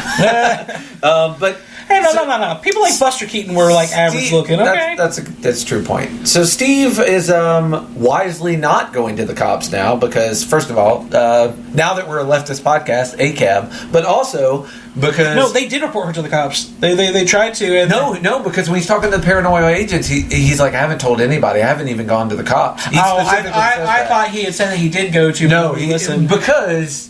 What do you tell him? Yeah. Yeah, so he goes to this paranormal investigation agency. Nerdy white girl, nerdy white dude, nerdy black guy. Thank you. I knew you'd get the names because I should have Dr. failed. Lesh. Yeah, Dr. Lesh is the one I like. Yeah. She's good. She's good people in my opinion. Yeah, Dr. Lesh, Marty, and Ryan. Now is Marty the black guy? No, Marty's the white guy. Okay. Ryan also stand up. Marty takes a bite in the side. He gets the F out. Bro, what he went through, I get it. Yeah. But I also had a question. I was very He was also the most skeptical because every time something would happen, he'd be the one that's like, I'm going to look for microphones in the house to make sure they're not fucking with us. Okay, so this is going to... Everything that we're about to talk about is going to bring me to my question at the end of the analysis of this that I want to ask you. We've already stole the leftist lens. Are we also stealing the big question? No. This is more of a multiple choice answer. Let's be real. We always ask questions in this podcast. We didn't steal shit from nobody. And if we did, suck it. Suck it. 2 words for us. I'm just. But I'm looking in a mirror and telling myself to suck it. It's like great. Co-creator of both. Yeah. But no, they have Dr. Lesh, who is an actual psychologist. She's an actual psychologist, but this is her side gig. She has delved into the parapsychology, as she's dubbed it. Yeah. Not a real field. She straight up says it's not a real field that is you get doctorates for. Yeah. So I have a real psychology degree, and I've cross-examined it with my hobby of paranormal investigation. She's like, they don't give degrees out for this. I'm learning as... I like that she knows she doesn't know. Yeah. Right? She's like, I'm learning as I go. I don't know everything. But she was very snobby as soon as she entered the house. Her tone changed in a matter of 2 minutes. So when she walked in, she was very like, well, it's yet to be decided that your house is haunted. Coffee just slides in front of her. She's like, okay. Huh. Tell me, did you fucking laugh your ass off when Marty was talking about that they had footage, he was bragging his ass off, of a car moving across the room. Now, it took 8 hours, and so we had to just have the camera on it, but it moved by itself. Yes, I laughed so hard because immediately like, oh, well, maybe you can get this on camera. They open the room, and you just see all the floating objects of the bed, the fucking lamp with the light bulb screwing into it. These ghosts are show-off. They are. These ghosts are fucking show-off. It's like, ooh, I have a lamp. I'm going to put a light bulb in it. And I turned it on. Oh, check it out. I have a vinyl record, and I'm going to make it play with a math compass. They are. And also, we get some of our less impressive CGI effects here, but we definitely... These special effects are not CGI, really, but these special effects are less than you would want. But it's so funny because... It sure impressed our 3 skeptics. It was very like, oh, are you humbled? Yeah. Your discovery wasn't shit compared to this. That was so funny, though. I was crying when he was like, talking about it took 8 hours. First of all, it was already unimpressive. It's one car. It was like a Matchbox car this size moving across a room. And then he says it took 8 hours and you couldn't see it with the naked eye. And I was like, you are so... And they do that not just for comic relief, but also to let you know that these 3 are out of their depth. Oh, very, very, very much so. But not only that, she still tries to keep, like, this air of fucking cockiness when she's like, she just saw the spinning bedroom, right? Yeah. She's like, well, it's still to be determined that your house is actually haunted. That seemed weird to me. And it just slides the coffee pot right in front of her, and she just like... okay. Well, it might be haunted. And she slaps the other guy, like, and he has to take pictures of it. And the lens cap isn't off. And Diane says, you gotta be a little quicker than that. It was just a throwaway line, she says, and I'm like, no, she said, in this house, you have to be a little quicker than that. And I'm like, yeah, otherwise your kids get eaten by closets. The reason why she's saying you gotta be quicker than that is because what he's trying to take a picture of wasn't actually like the coffee pot sliding. There is a reoccurring thing where 2 flashes of light occur in the roof. And they're like, it's always 2 flashes in succession, and then they'll wait a few minutes and do it again. Yeah. And so, like, that'll keep happening. They're like, it happens sporadically throughout, the house in the ceiling. You'll see 2 flashes, boop, boop, boop, boop. And so that winds up actually coming into play later, the 2 flashes. Yeah. So after the 80s music video special effects from the bedroom, we get a description of the difference between hauntings versus poltergeist. I also want to interject that... Neat. Yeah. before they discuss what the difference between poltergeist and haunting is. Okay. Ryan actually makes a comment about after the lights flash, he's like, it's electrical. I can smell it. Yeah. I can smell the electromagnesium in the air from this activity. And that's what causes them. They're like, okay, this is what's differentiate. Go ahead and break it down for us. Well, I mean, break it down! The only thing it was long and kind of quickly delivered, but like, hauntings seem to be more location-based and poltergeist are more people-based. Yep. In a generally, and this is like developing the lore of the ghost in this particular universe. Hauntings are more about the locations. Poltergeist are punishing people at a location for something that they did. So they're trying to determine whether it's a haunting or a poltergeist. Quote, a poltergeist that is... What is happening here is a poltergeist. A poltergeist is supposed to be connected with an individual or an area. Hauntings go on for years, but poltergeists can stop at any point. So okay, so yeah,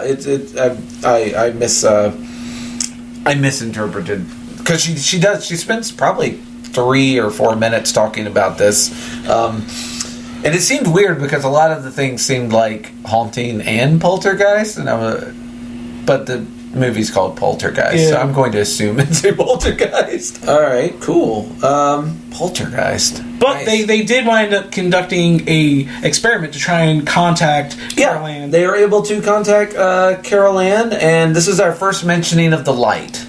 Carol Ann talks about the light and how it's cold, and the main doctor tells her to stay away from the light. That's a lot of contradictory, and that's part of my issues with what happens near the end of the movie with go into the light, don't go to the light, into the light, don't go to the light. That part I understood. It's tricky because, like, Carol Ann needs to lead these spirits to the light, but not go into the light herself. Yeah. So it's like, go to the light, but don't go into the light. Go to the light and then don't look at the light because it's seductive. Yeah, it'll take you in. But they don't know. It's not her time to go. But they don't know all that yet. Yeah. So for now, they're like, I don't know, because you assume, go into the light is something you say about people to die, and so obviously they're telling Carol Ann right now, don't go into the fucking light because that's death. At first, the mom's like, oh, go into the light because that's like the light back into our world, and she's like, no. That's the afterlife light. Don't go into that light. And the scary thing is when they're having this interaction with Carol Ann finally, she's like, I can't see you, Mommy, but I can hear you. Where are you? There's somebody else here. Mommy, someone's after me. Yeah, Diane feels Carol Ann move through her, followed by the presence roar that will be known as the beast. Yeah. Literally, it roars and then just rushes through the house and the whole family throws everyone back. Dana, not cut out for this shit. Nope. She immediately has to get the fuck out and stay with a friend for a few days. And right before it gets to that next scene, after the beast charges, the portal opens up above them whenever the beast leaves. And that, I guess the beast coming and going is what causes the tear in the portal. Yeah. So it allows all this jewelry. That's not, like, at first you think it's their jewelry. Yeah. But when they take a closer look, like, this jewelry is old as shit. This is not ours. Yeah. Where's this from? Yeah, they take it and get it examined, and they're like, oh, this one's from 100 years ago, this one's from 5 years ago, this one's from very recent, but none of it's yours. Yeah. Which I thought was a cool effect. But one that's not really ever explained. I like that some of the weird going-ons are never cleared up. The nerdy white guy ends up going upstairs to get some readings or something, or he's trying to get into the bedroom. I don't remember why he was going upstairs. But he comes down again pretty quick. Yeah, he goes to open the door to try and get something on camera, and like the door opens up and just screams. Yeah, and he comes back down the stairs, and he has this huge bite mark on his side. He's like, something ran at me. Yeah, and he's like, I don't know. No. The bite mark was from when the beast charged through the living room. He got bit in the living room when he was walking up the stairs.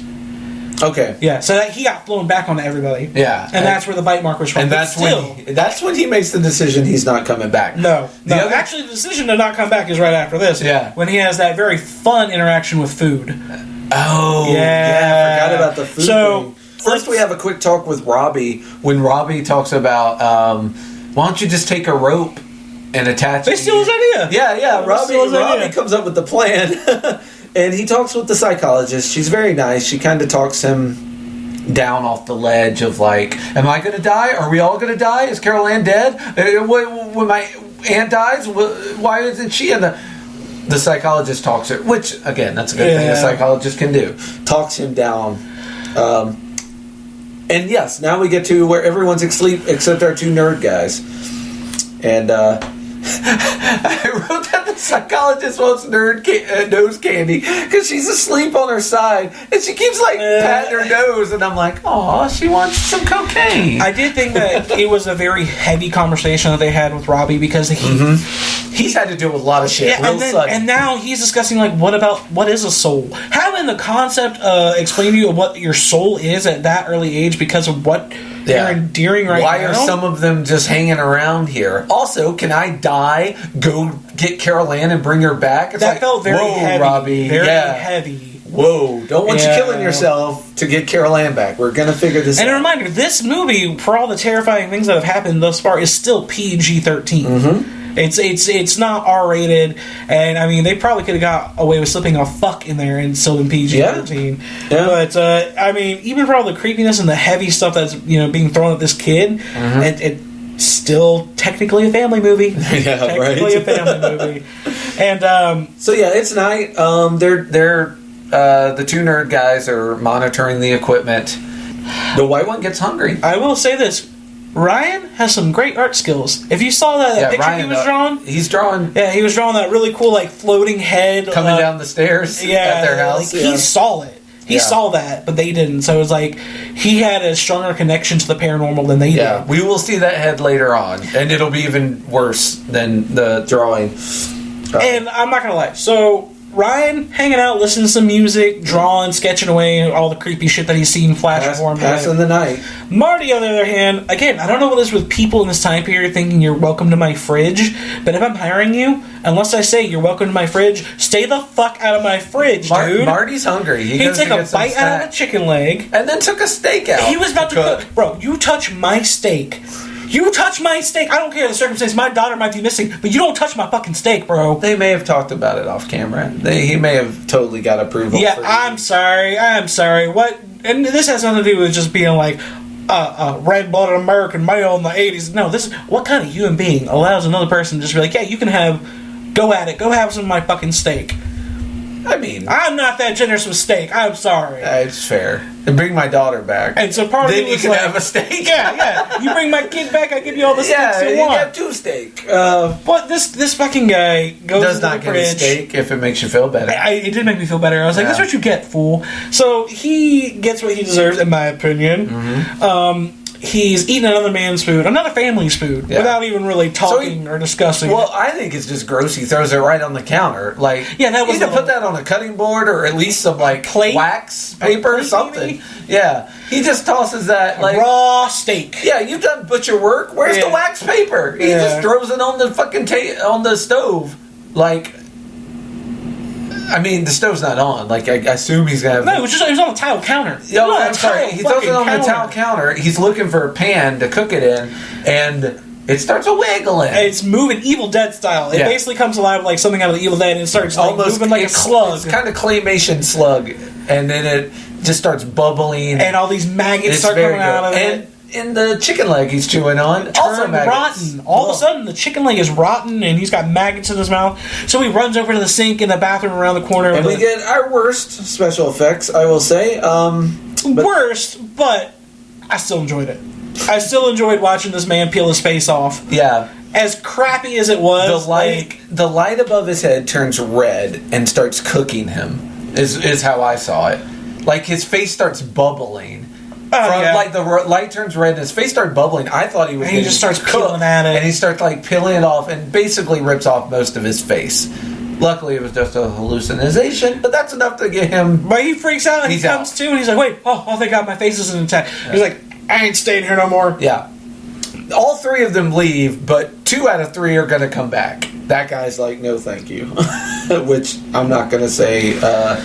So while Marty is having his freak out, ripping his face off in the bathroom. Brian is still distracted, drawing, not paying attention, and I forget what he was listening to. I thought he was listening to fucking Prince or something. It was music. He was listening to something. Yeah. And the camera starts moving on its own towards the stairs and starts filming. Well, it's supposed to detect motion. Yeah, well, that's what I'm saying. It started moving on its own, and he wasn't paying attention. He didn't realize that activity was starting. Yeah. It starts zooming in on the stairs, and it starts fucking kind of catching all this weird ethereal mist that's pouring out. Then all of a sudden a light starts glowing, and finally everyone's like, wait, what's going on? They all fucking notice at once. Mini lights that once they go back and watch the camera are people walking down the stairs. 30, 40, I mean, they just keep coming. At first I thought it was an angel, but that didn't really make sense with this. It did have world. a very womanly presence. But then when more came, I was like, oh, this is like a bunch of people waiting for the subway train to come. Coming down the You can make out, what look like cowboys at some point. People look like pilgrims. Yeah, tons of people. And once again, we have kind of a hard cut. And it's the next day, and they're putting Robbie in a taxi. And the dog gets in the taxi. And then the next scene, the dog's in the front seat. And I'm like, I fucking love this dog. The dog decides he's going to co-drive. He's like, I'll control the music, bro. It was so cute. I love the way that they got that dog to act, because the dog walks to the edge of the yard and looks over its shoulder with big old puppy eyes at mom and dad. Kind of looks like Steve and Diane. Is it okay if I go with Robbie and keep him safe? And they kind of give the nod, and the dog runs and jumps in the car. Yeah. I'm like, that's adorable. I was like, it's so fucking cute. And again, if he's in the back seat, and then when it cuts back to the car, he's in the passenger seat, that means he climbed over the back seat to sit he's like, I like to feel the wind in my ears. Yeah, that dog, knows his place. He's like, I'm a shotgun rider. Yeah, very cute dog. Boss Man shows up because Steve hasn't been to work in 3 days. And Steve looks like shit, which is the first thing the boss man says, and the only thing the boss man says that I agree with. He says, Steve looks like shit, and boy, correct. Well, you know why he showed up, right? He showed up because he thought Steve was skipping out to go work for the competitors. Thought he had a side hustle. Yeah, and when he sees all that weird equipment in his living room, like the cameras and the TV screens and stuff, he's like, are you doing some sort of electronic side hustle? We would hate to lose our number one seller to the competition.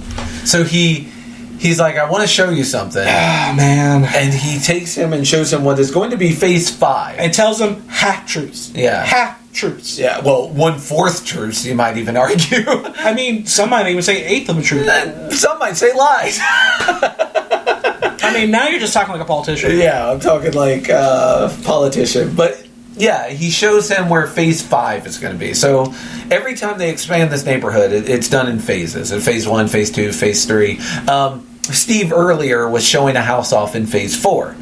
Now, up on the hill, phase 5. And Boss Man tries to tempt Steve with the house on the hill in phase 5. Wouldn't this be a good spot for a bay window right here? And then the camera moves back just a little bit, and we see there's a graveyard directly behind where they're talking. And Steve asked what I would think is the obvious question. What about this graveyard? No, he said, not a lot of room to build, is there? Yeah. Because there's a graveyard right there. Boss Man says, hey, we'll move that just like we did for phase 1. Or no, he says, we've done it before. And Steve's like, when? He's like, phase Your 1. neighborhood. When we broke ground. Yeah. So and this is where we find out that there were, but they've been moved, graves under Steve's house seat. Yeah, they did the honorable thing. They totally moved the bodies and the headstones. And I wrote, relocated every single corpse. Yep. And not a single corpse is missing from that count. You can double check the list. I promise. It's weird you're still saying that. That's obvious. Let's move on. Okay. The bodies aren't there. All right. So yeah, and I wrote there, is that where this trope started? Of if you build a house on top of places where people are buried, bad shit happens? And I think it is. Yeah, it's well deserved though. Yeah. And back home, let's talk about this lady. Dr. Lesh. Tangina Barons. No, Tangina. No, I'm saying Dr. Lesh is good friends with her, and she's the one who brought her in. Correct. And like I said, Tangina, we are going to do eventually the second and third Poltergeist movies because I love them. And Tangina second one definitely creeped me out the most. Oh man, second's good. Third's really good. Kane was the creepiest. Kane's in the third one too, and there's also mirrors everywhere, and mirrors freak me out. But Tangina, I bring those movies up because she is she's in all of them. and she always plays the same character. And I must say, this is the iconic medium that you think of when you think of mediums. It's like, I sense an evil presence in this house. The funny voice and everything. Yeah. So, love her or hate her. I love her, you hate her. She definitely has become that role. Whenever they put that type of person in a movie, they try and model it after this character. Yeah. American Horror Story is the one that most recently comes to mind. They had a guy in there that was a short, elderly gay man that was basically the clairvoyant of all their American Horror Story seasons. Mm-hmm. It was your version of a Tangina from American Horror Story. A modern take on Tangina. I forget his name. He passed away not long ago, but I feel I'm doing him a disservice. But he was a great actor on that series. So that's not a discredit. I'm saying that his character in American Horror Story was basically reminiscent of a Tangina. Yeah. In the modern setting, and he did really well in that. But my issue with Tangina is not so much a character issue; it's so much a storyline issue. What she does in her actions. You mean how wrong she is about how clean the house is? Yes, that's my issue. Is the fucking cockiness, the fucking hubris of this bitch. Here's the thing: after all the shit they went through, I thought the house was clean. I wasn't really clear on why the movie was still going. I was like, they did it. Mission accomplished. It's George W. Bush hanging the mission accomplished banner over the battleship of the aircraft carrier. I'm like, done. Forever. Good job.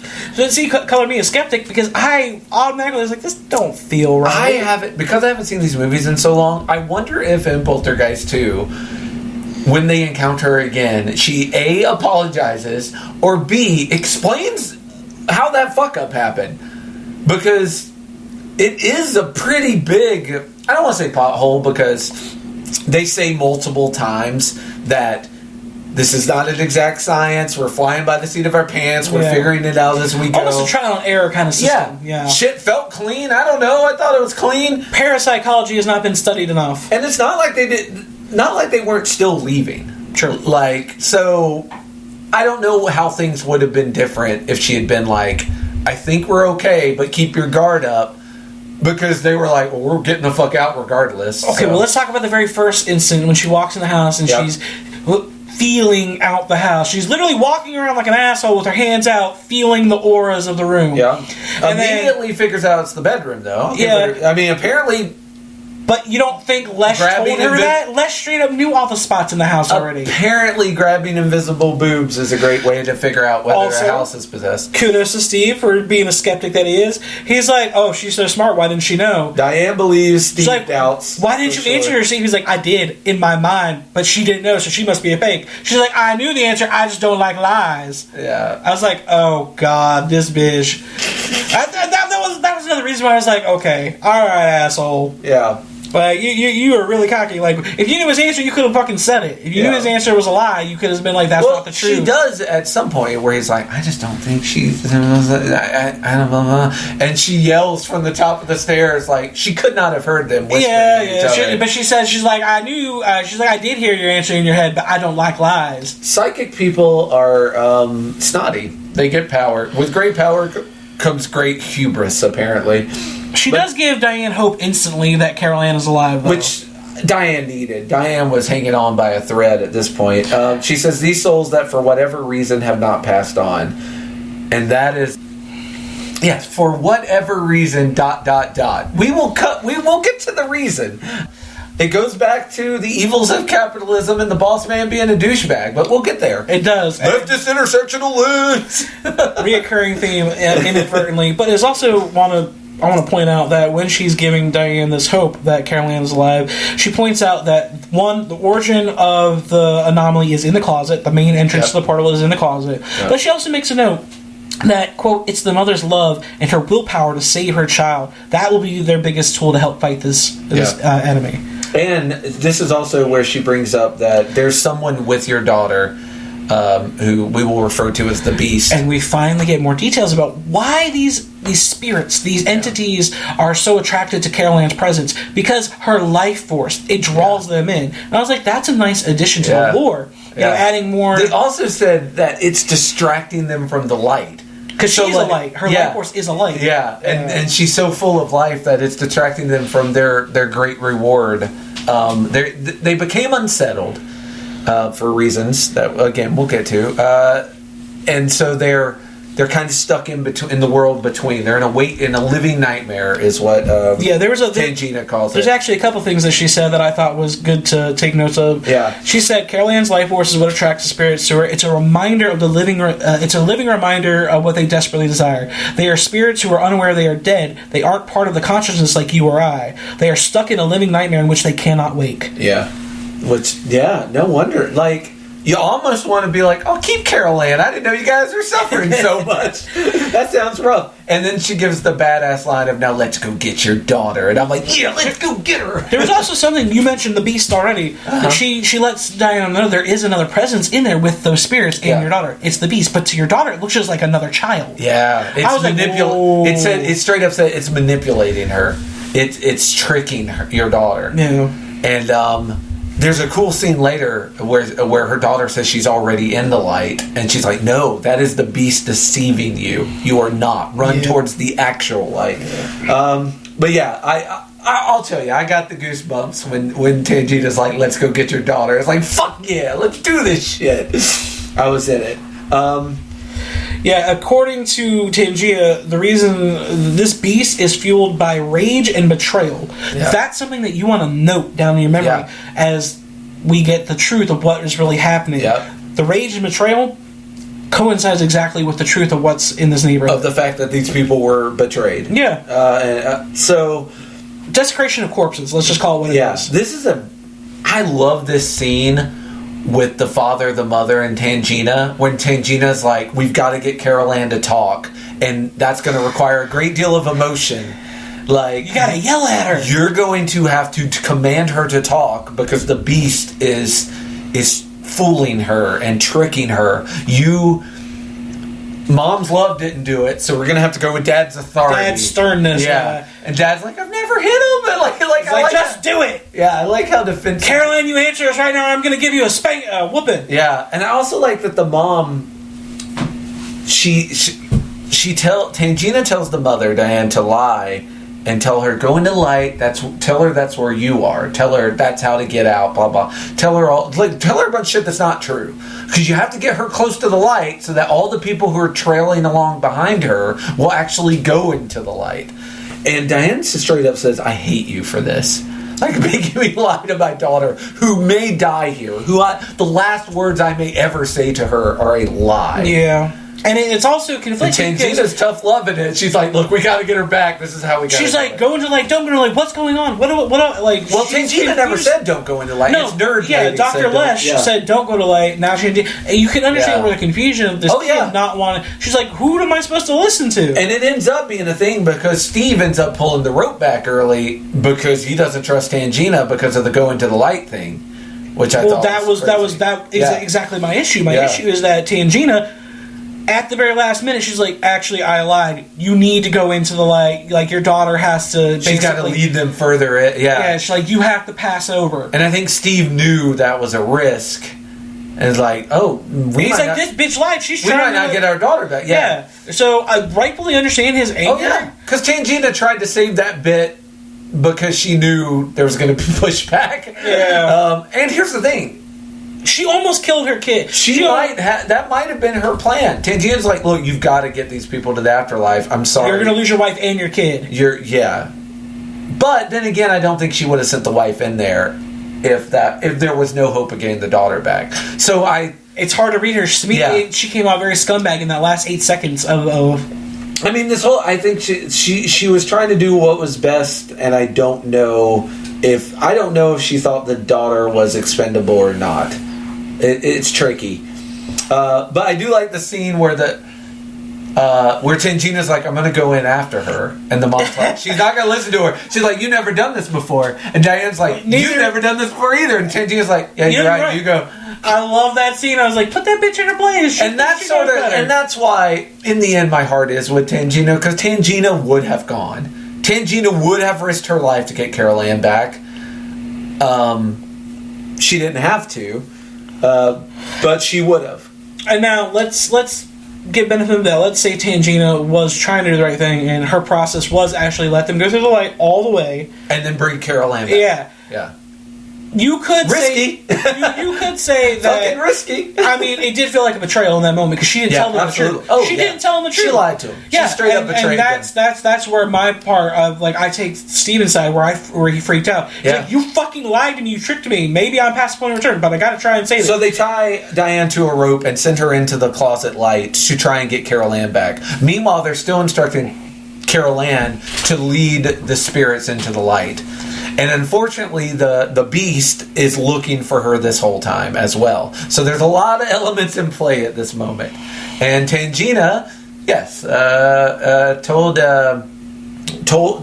many lies to try and make this work. But I do think she was going to yank Carol Ann back. Otherwise, why send anyone in after her at all? Yeah, and so in part of that, with Steven freaking out, he prematurely pulls out. Ha ha ha ha. Did that, you wouldn't have these kid problems. Yeah, but that's another story. But he prematurely pulls the rope back, and he loses grip. He loses grip, but thankfully, Dr. Lesh and Ryan, who are on the other end of the portal, still have a hold of it. Yes, and they yank her through. And you get the gigantic, fucking scary face yelling at him, and they have a yelling contest. He's just like, ah! Ah! There's a bit of a... And that was another one of those, like, very funny digital map CGIs, where you could clearly tell it's somebody's fucking face, and they just kind of mapped it over the screen. Yeah. But I thought it was cool. It was very Ghostbusters. It works for me. Super Ghostbusters. Yes.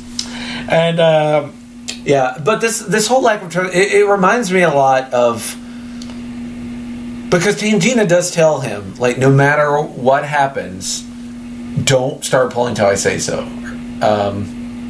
And he does. He pulls early. And it reminds me a lot of, like, Orpheus trying to get his wife out of Hades and not being allowed to look back. Lot's wife who looks back on Sodom and Gomorrah and turns into a pillar of salt.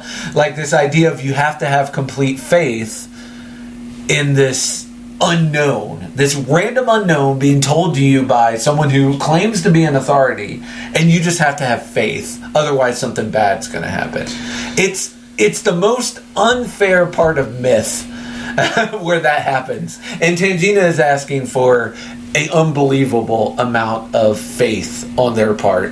And Steve's not having it. He's like, no, I got to rescue my wife. I've seen two theories of this and they go two different paths. One path is that Steve did the right thing. That Steve did the right thing by, pulling them out, and it wound up allowing him to save his wife. Because guess what? When he did, the fucking beast was on the other end of that rope, and it came after him. Yeah. And it allowed... It was a distraction. And they were able to get out the portal. Those two almost died. They put them in the bathtub. They had to wash off all the ectoplasm and the undeadness off them. But those two it was touch and go in the bathtub whether they were going to live or not. So he might have just pulled them out just. So that's one theory I saw, was that people like, no, what he did was right because it wound up saving them, and it distracted the beast long enough to come at him and let go of Diane and Carol and Carol Ann. And the other people are like, no, he actually caused the poltergeist to last longer because the demon didn't get to go through the light. I'm like, well, the beast was never going to go through the light. That's the thing. Well, it was going to get... I think Carol Ann was bait. It was going to get pulled through the light. I don't think it was going to voluntarily go into the light. I think Tangina, again, the questionable morals here, was using Carol Ann as bait to get the beast into the light. Steve distracts the beast in the other direction, which is why Tangina's wrong when she says the house is clean, because the beast did not go into the light. The spirits are free, but the beast is not. Yes. And who's right and who's wrong? Because, again, I think the bomb and Carol Ann would have died that way. You would have gotten rid of the beast, but you would have lost your family. Yeah. You gained nothing. Like, that's why I felt she was so smug. When she said, this house is clean, I'm like, you hoe-ass liar. She should have put her hands up into the boob grab position again, and since she didn't, she thought the house was clean.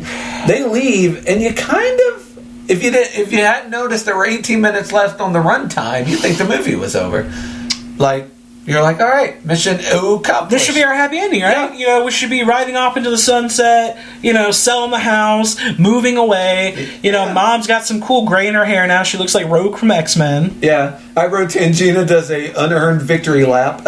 Walks through the house going, Steve, it's now like a couple days, next day or a couple days later, moving van's there. They're moving all their shit.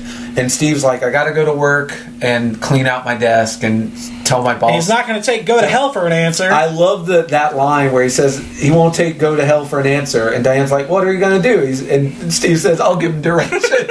That is a good line.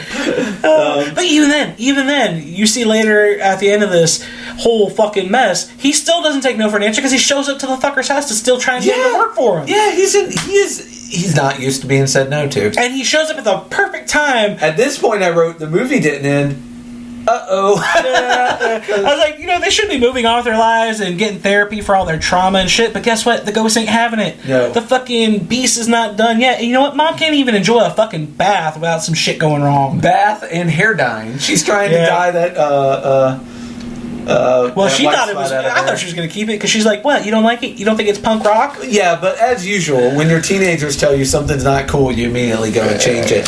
Dana tells her no, not punk rock. So Dana once again out with a fella, and then after her mom is getting ready to take a bath, she puts the kids down for bed. Yep. And this is where we get the little nods I was mentioning earlier to George Lucas, because you see that for some reason Carol Ann is chewing on a Luke Skywalker figure. Did you notice that? And she has a doll next to her with its head off. Yeah, but she's chewing on a Luke Skywalker figure. Well, she was looking over at Robbie. I think she was trying to make him laugh, like, because she points to it and looks at Robbie. Hey, look, I'm chewing. And then he's got the Han Solo blaster. Look at me, I'm a Sarlacc pig. And he's sleeping with a little Yoda doll. I don't know if he does. But that wouldn't make sense because Sarlacc pit wasn't a thing yet. Oh, yeah, that's true. Yeah. Whoa, Carol Ann's psychic too. She can see the future. Holy shit. We just blew this movie wide open. God damn it. All right. So, then we cut to them asleep while Mom's in the bathtub. And do you want to just blow through this part really fast so your heart rate doesn't go up? No, I actually wrote down a good amount about this down. So my big brave boy. I got through it, man. I had my fiance there to hold my hand and tell me, what was happening after the clown was off the screen. It's fine. Shout out to the fiance for the help in this. I remember enough of what happened just from being a kid. The creepy ass clown doll. I literally just wrote clown beat down, so this is all you, man. Yeah. So. If you're like me and you fucking hate clowns, this actually made you feel a little bit better. And if you also hate dolls, creepy dolls, this is double whammy for you. Creepy clown doll. But, the creepy-ass clown doll shows back up, and Robbie tries to go throw his jacket on top of it again, but it didn't quite work. So he's like, fuck it, I'm just going to hop in bed. Yeah. Next thing you know, Robbie's like half asleep. You're rustling. And you hear some jingling and jangling, and it's the fucking clown bells from its outfit. He looks around, clown's not in the fucking seat. That's a big hell no, buddy. Yeah. He looks around, he looks over at one end of the bed, not there. This is your mistake. Looks at the other end of the bed, clown's not there. But as soon as he goes to sit back up, the clown's right behind him, and it wraps his little shitty fucking rope arm around his neck trying to choke him out. Yep. Drags him under the bed, and I don't know what it was doing under the bed trying to kill him there, but I think it was just trying to choke him to death. It didn't work because the 10-year-old boy was a hell of a lot stronger than that little fucking doll. But he winds up getting his revenge and the kind of thing rips the motherfucker apart. You always wonder during Child's Play movies, like, you can't beat this doll? Come on, fight harder. Like, how what's the strength rate shit? This is how that would actually work. Yeah, he whoops this clown's ass. But, unfortunately, while that's happening, again, this thing wants Robbie and Carol Ann, but it is often willing to put Robbie in danger to distract so it can take Carol Ann. While Robbie's fighting the clown, Mom hears the yells, comes running, but we get our door is electrocuted. We get it, yeah. She tries to grab the door handle and it just shocks back. Yeah. And then a ghost dog with an old lady's hair appears. Well, it's actually it's got a skull mask. It's like got really long spindly arms. Yeah, it's like this almost looks like a Dark Souls character monster. I was thinking something The Witcher would have to kill. Yeah, yes, very spindly legs, almost spider-like, but has like a haunted woman's face. Yeah. But before she does that, there's actually a scene with the mom. She's laying down, relaxing in bed. She's wearing just a football jersey and some panties. Yeah. And I had completely forgot about this, but I have watched Scary Movie number 2 so many times. Yeah. And there's the scene where she's laying down wearing a football jersey and wearing panties, and then starts having ghost sex with the ghost crawling all over the wall and stuff. And I don't know why my brain didn't process that was directly ripping that off. But it was a lot funnier in Scary Movie. But this is terrifying. It's ghost rape. Yeah. It's ghost rape. That's what it is. And it's like just throwing her up. Like, trying to lift her shirt up. It's trying to pull her panties down. And dragging her up the wall and like across the ceiling. Which again, very good practical effects of her getting like just thrown around her house. Well, that's terrifying. You're about to get violated by a ghost in more ways than one. And I don't remember how she finally fights it off and gets out of her room. She squirms down the wall and finally breaks free and sprints out the door. Shuts the door behind her, starts running towards her kid's room. Now, is this one the hallway stretches? Yes, that was a really cool throwback nice to effect. the... I want to say pretty much most people who have been to beaches or who swim have seen the movie Jaws. Let's assume. So the scene in Jaws where the sheriff realizes that there's a shark attack going on, the camera exponentially zooms in while panning out at the same time, creating this very panicky, distressed look. Like he's getting far away, but we're intensely on his face. Yeah. That same technique was once again used by Spielberg for this hallway scene where she's running down the hallway and it looks like it's just getting further and further away. It was great. As she's running up on it. Yeah. And so finally gets the door, gets shocked, ghost appears. Yeah, and ghost. Now we're called up. Ghost, web, spider mom, whatever you want to call her. Yeah, and the closet's trying to eat Carol Ann again, as you might have. The closet door actually now has fucking like this goo, like ectoplasm scab thing growing on. Oh yeah, like little like teethy mouths around the side. Yeah, I was like, that's pretty cool. Kind of looks like Good Stranger effect. Things. Before Again, Stranger Things did it. Good effects, and she eventually is able to fucking. How does she end up in the pool? Well, that's actually a good point. What I was leading to. So my notes are a mess at this juncture. I got excited. Right. So things happening fast. I got excited. I want to start this next part off by saying, poor Carol Ann. Her little quote of saying "no more" was so heartbreaking, man. Yeah, this girl's been through so much. Hasn't she been through enough? She's been through so much. I just want to hug her because she got 2 more movies of this coming. Yeah.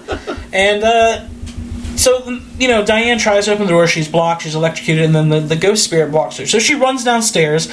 All the meanwhile, she's getting pushed and shoved by invisible hands. Yeah. She winds up running out the back door to try and get the neighbors' attention. That's how she winds up outside. She's trying to scream for the neighbors, but they can't hear her because there's a thunderstorm. Yeah. Rain's pounding, there's thunder. And she trips over the pump that's... And she slides down into the unfinished pool. Now... this is going to go into talking about the cursed aspect of this film. She falls into the pool, and as she's coming up in this dirty mud water, something starts floating beside her, and then multiple things are floating beside her, and it turns out it's fucking corpses. Corpses are just popping Bodies are popping up out of the ground that they are pushing themselves out from underneath the foundations of the house. Yeah. Not only are they pushing out through the house, they're pushing out through the sidewalks, they're pushing out through fire hydrants, the sides. A lot of them are coming up in their caskets, and then the caskets are opening, and the corpse is falling out. And so she winds up being in this pool that's filling up with rainwater, and surrounded by corpses of all different ages. Some that are only from like 50 years old, some that are a couple hundred years old. Yeah. And it's a very terrifying, like, ick scene. It's a very ick scene. Yeah. But luckily, by the skin of her teeth, her neighbor actually winds up seeing her in the pool. He must have heard her. Yeah. Yeah, grabs her arm and helps her out. But the weird thing is these neighbors see what's going on. They're like, what? All right, we're going to go home. We're not helping you. Well, no, they're trying to yank her away. They're like, something crazy's happening in your house. She's like, gotta go back in for the kids, and they're like, if you go back in there, she asked them to come help her. You will die. And she's like, no, I have to get my kids. Come help me. And they do not. Yeah. You are correct. They do not. Yeah, that was my main takeaway, is that she needed help, and they're like, no, lady. They're like, we saved you once. Like, you're gonna go in there. We ain't saving you again. Yeah. You just ain't got sense. So yeah, she runs in, gets her kids, and like I said, Robbie rips the stuffing out of that clown. Very, very happy for him. And Steve, who had been at work bitching with his boss this whole time, finally gets home in time for this show. She's actually able finally to break into the room. I got the hallway scene mixed up. She actually runs down the hallway after the pool. Sorry. Okay. Yeah. But that's what leads her to being finally able to save the kids. Yes. So she yanks them out, and she finally gets them out of the fucking house, and right as she's about at the doorway, Steve walks up, and a giant fucking casket pops out of the fucking ground and knocks him back. We see caskets popping up in the kitchen, like through the floor, like they're everywhere now. And she's like, Steve, help us! And the door fucking slams in his face. Yep. Meanwhile, his boss, who just conveniently pulls up at that right time, sees all this happen. So does Dana. Everyone's arriving now. Dana's coming back. And I don't know if you noticed this, but earlier in the show, they were talking about a Holiday Inn, and she's like, oh, I know that that plays. Yeah, And her mom's like, wait, what? And she's like, oh, hey, Mom, are you gonna... Like, totally distracts her. And then later when she shows up, she's got a big hickey on her neck. She was getting fucked at the Holiday Inn. They might have just been heavy necking at the Holiday Inn. Okay. Dana's a good girl. Anyway, yes. Very, very unfortunate for Dana because, once again, she doesn't need to see this shit. She is not capable of dealing with it. But let's talk about that fucking boss, Leech. I feel like that was a good name for him, Leech. Yeah. This motherfucker, not accidental. He shows up and he sees what's happening. Mm-hmm. And Steve's like, it finally makes fucking sense now that Steve has seen all the goddamn bodies pop up. He grabs him by his collar. He's like, you asshole! You didn't move. You just moved the headstones. You didn't move the bodies. Yeah. And that's why we're fucking cursed. That's why we're here, folks. We wouldn't have none of it. But now the poltergeist is getting so fucking geisty that it's affecting the entire neighborhood. I just made that up, geisty. No, it's getting so geisty that the whole neighborhood finally fucking sees what this family's going through. This thing is geisting hard at this juncture. Yes. It's stretching out past their yard now, and it's actually like... Shit, across the street there's a casket popping up. Yep. Because this entire development was built off a fucking Indian burial. One of them knocks over a VW Bug. The casket comes up under it and tips it over on the side. So, the dad eventually, him and his family get reunited on the front yard. I don't know how to describe what happens to the house. Well, let's talk about the hilarity of them getting in the car and finally trying to start the engine up, and then the fucking casket shoots through the garage door, throws a body on the hood, and they're just like, ah, and they haul ass backwards.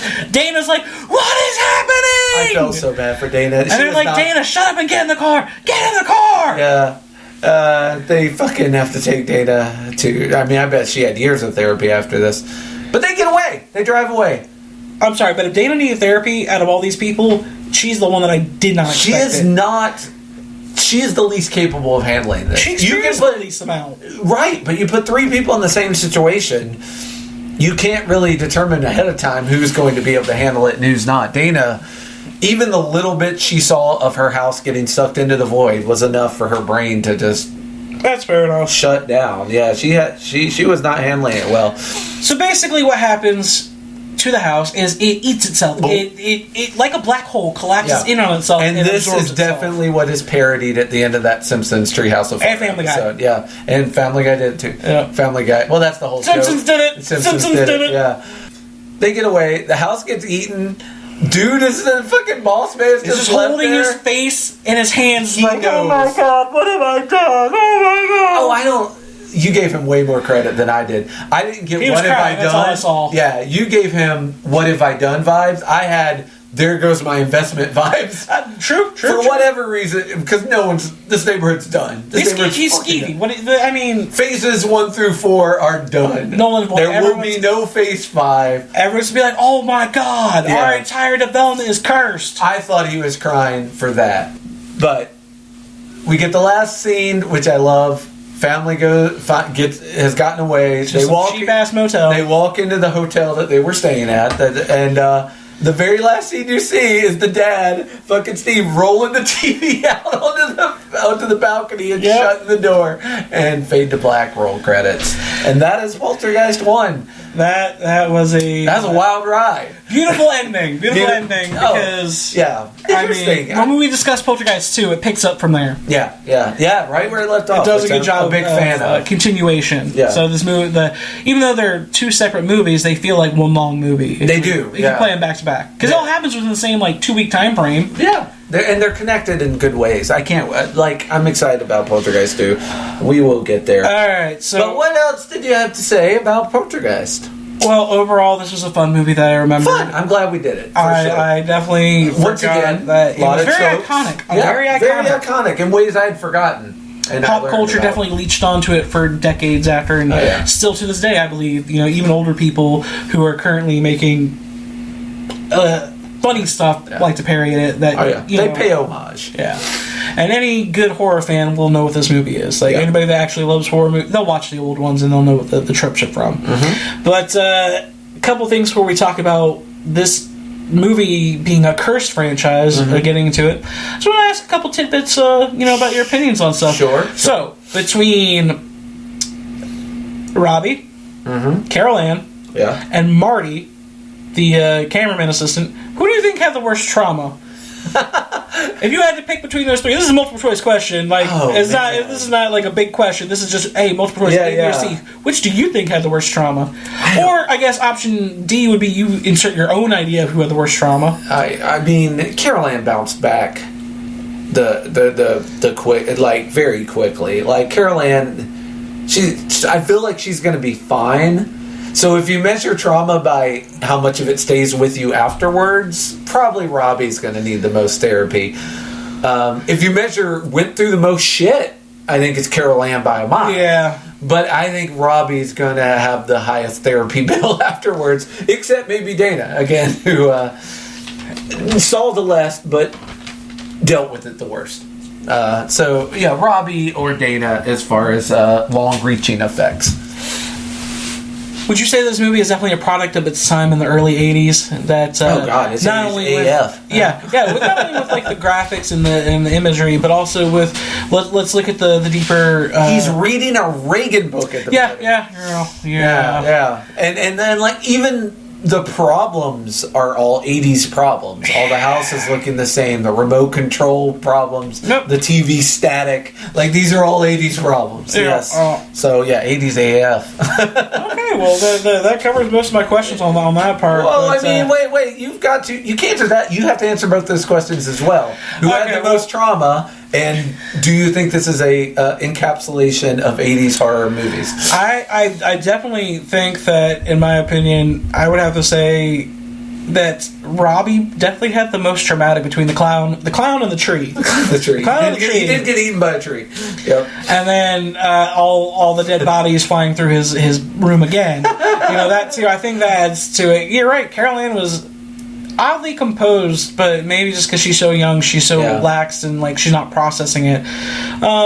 As for the movie itself, I definitely felt the 80s presence of it, especially when you interject the Reaganomics of it all. Yeah. And the idea that this suburban white family, it's so blah, like whatever, that they're smoking weed, but if you showed that being someone of color back in the day, they would have to be like a terrible person. Oh yeah, it's the juxtaposition of like, oh, it's okay if these like suburban white families do it versus if we showed a family of color doing it, then they'd be like, oh, look at those typical, ethnic people doing drugs, crimes, doing crimes. Yeah, which again, even back then it was taboo, and today it might be a little taboo watching parents smoke weed sharing a bed, whatnot, but.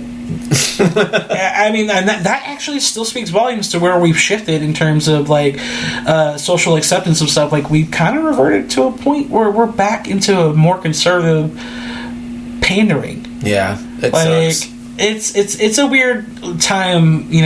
Time is a flat circle and it's all looping back around. Yeah, it feels like it's looping back around. Not in a good way. Yeah, it feels very disparaging when you think about it that way. But.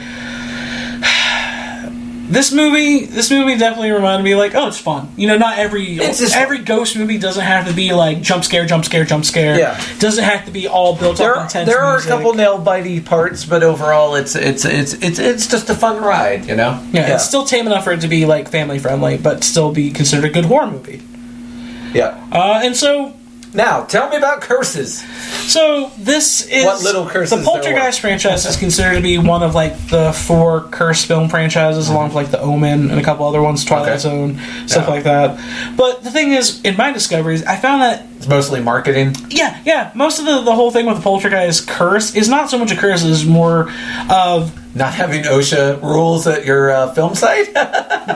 Honestly, bad medical diagnoses and elderly age and there's a good article that I'm going to cite from mostly off of biography.com. Mm-hmm. Biography did a really good in-depth quick glance look at what made the franchise so popular, but also why people talk about it as being cursed. Honestly, the curse only stems from people unfortunately dying in a short time apart from the movie. And they think that represents it being cursed. Right. But the curse didn't really relate to anything that happened on set. Gotcha. There are a couple other interesting points I want to interject that are just absolutely batshit fucking crazy. Okay. So, released in 1982, the original Poltergeist, directed by Tobe Hooper and produced by Spielberg, was an instant success and is considered to be a masterpiece of American horror cinema. Would you agree? Oh, yeah. Alright. The film focuses on a middle-class family whose life is upturned when a number of paranormal and vicious events occur in their California home. Why am I reading the fucking synopsis? Let's cut this out. I was going to question. Alright, so the whole reason that this is considered a cursed film is because 4 cast members died during and soon after the filming of this whole franchise series. Yeah. Alright, the majority of the fuel for the alleged curse stems from the deaths of multiple cast members. In total, 4 cast members died during and soon after the filming of the series. 2 of these tragic deaths were highly unexpected and puzzling, leading many fans to speculate on the trilogy's eerie implications. The first of those deaths was Heather O'Rourke. Carol Ann Freely, the young focal point of the series, was played by Heather O'Rourke, only 6 years old when the first Poltergeist film was released. Wow. Yeah, very, very young. Good actress. O'Rourke captivated audiences with her stark blonde hair, doll-like appearance, and big, inquisitive eyes. Sadly, however, she was misdiagnosed with Crohn's disease in 1987. The following year, O'Rourke fell ill again, and her symptoms were casually attributed to the flu. See, this poor medical misdiagnosis is actually what led to her death. It wasn't some crazy batshit conspiracy theory like people... Wasn't a poltergeist.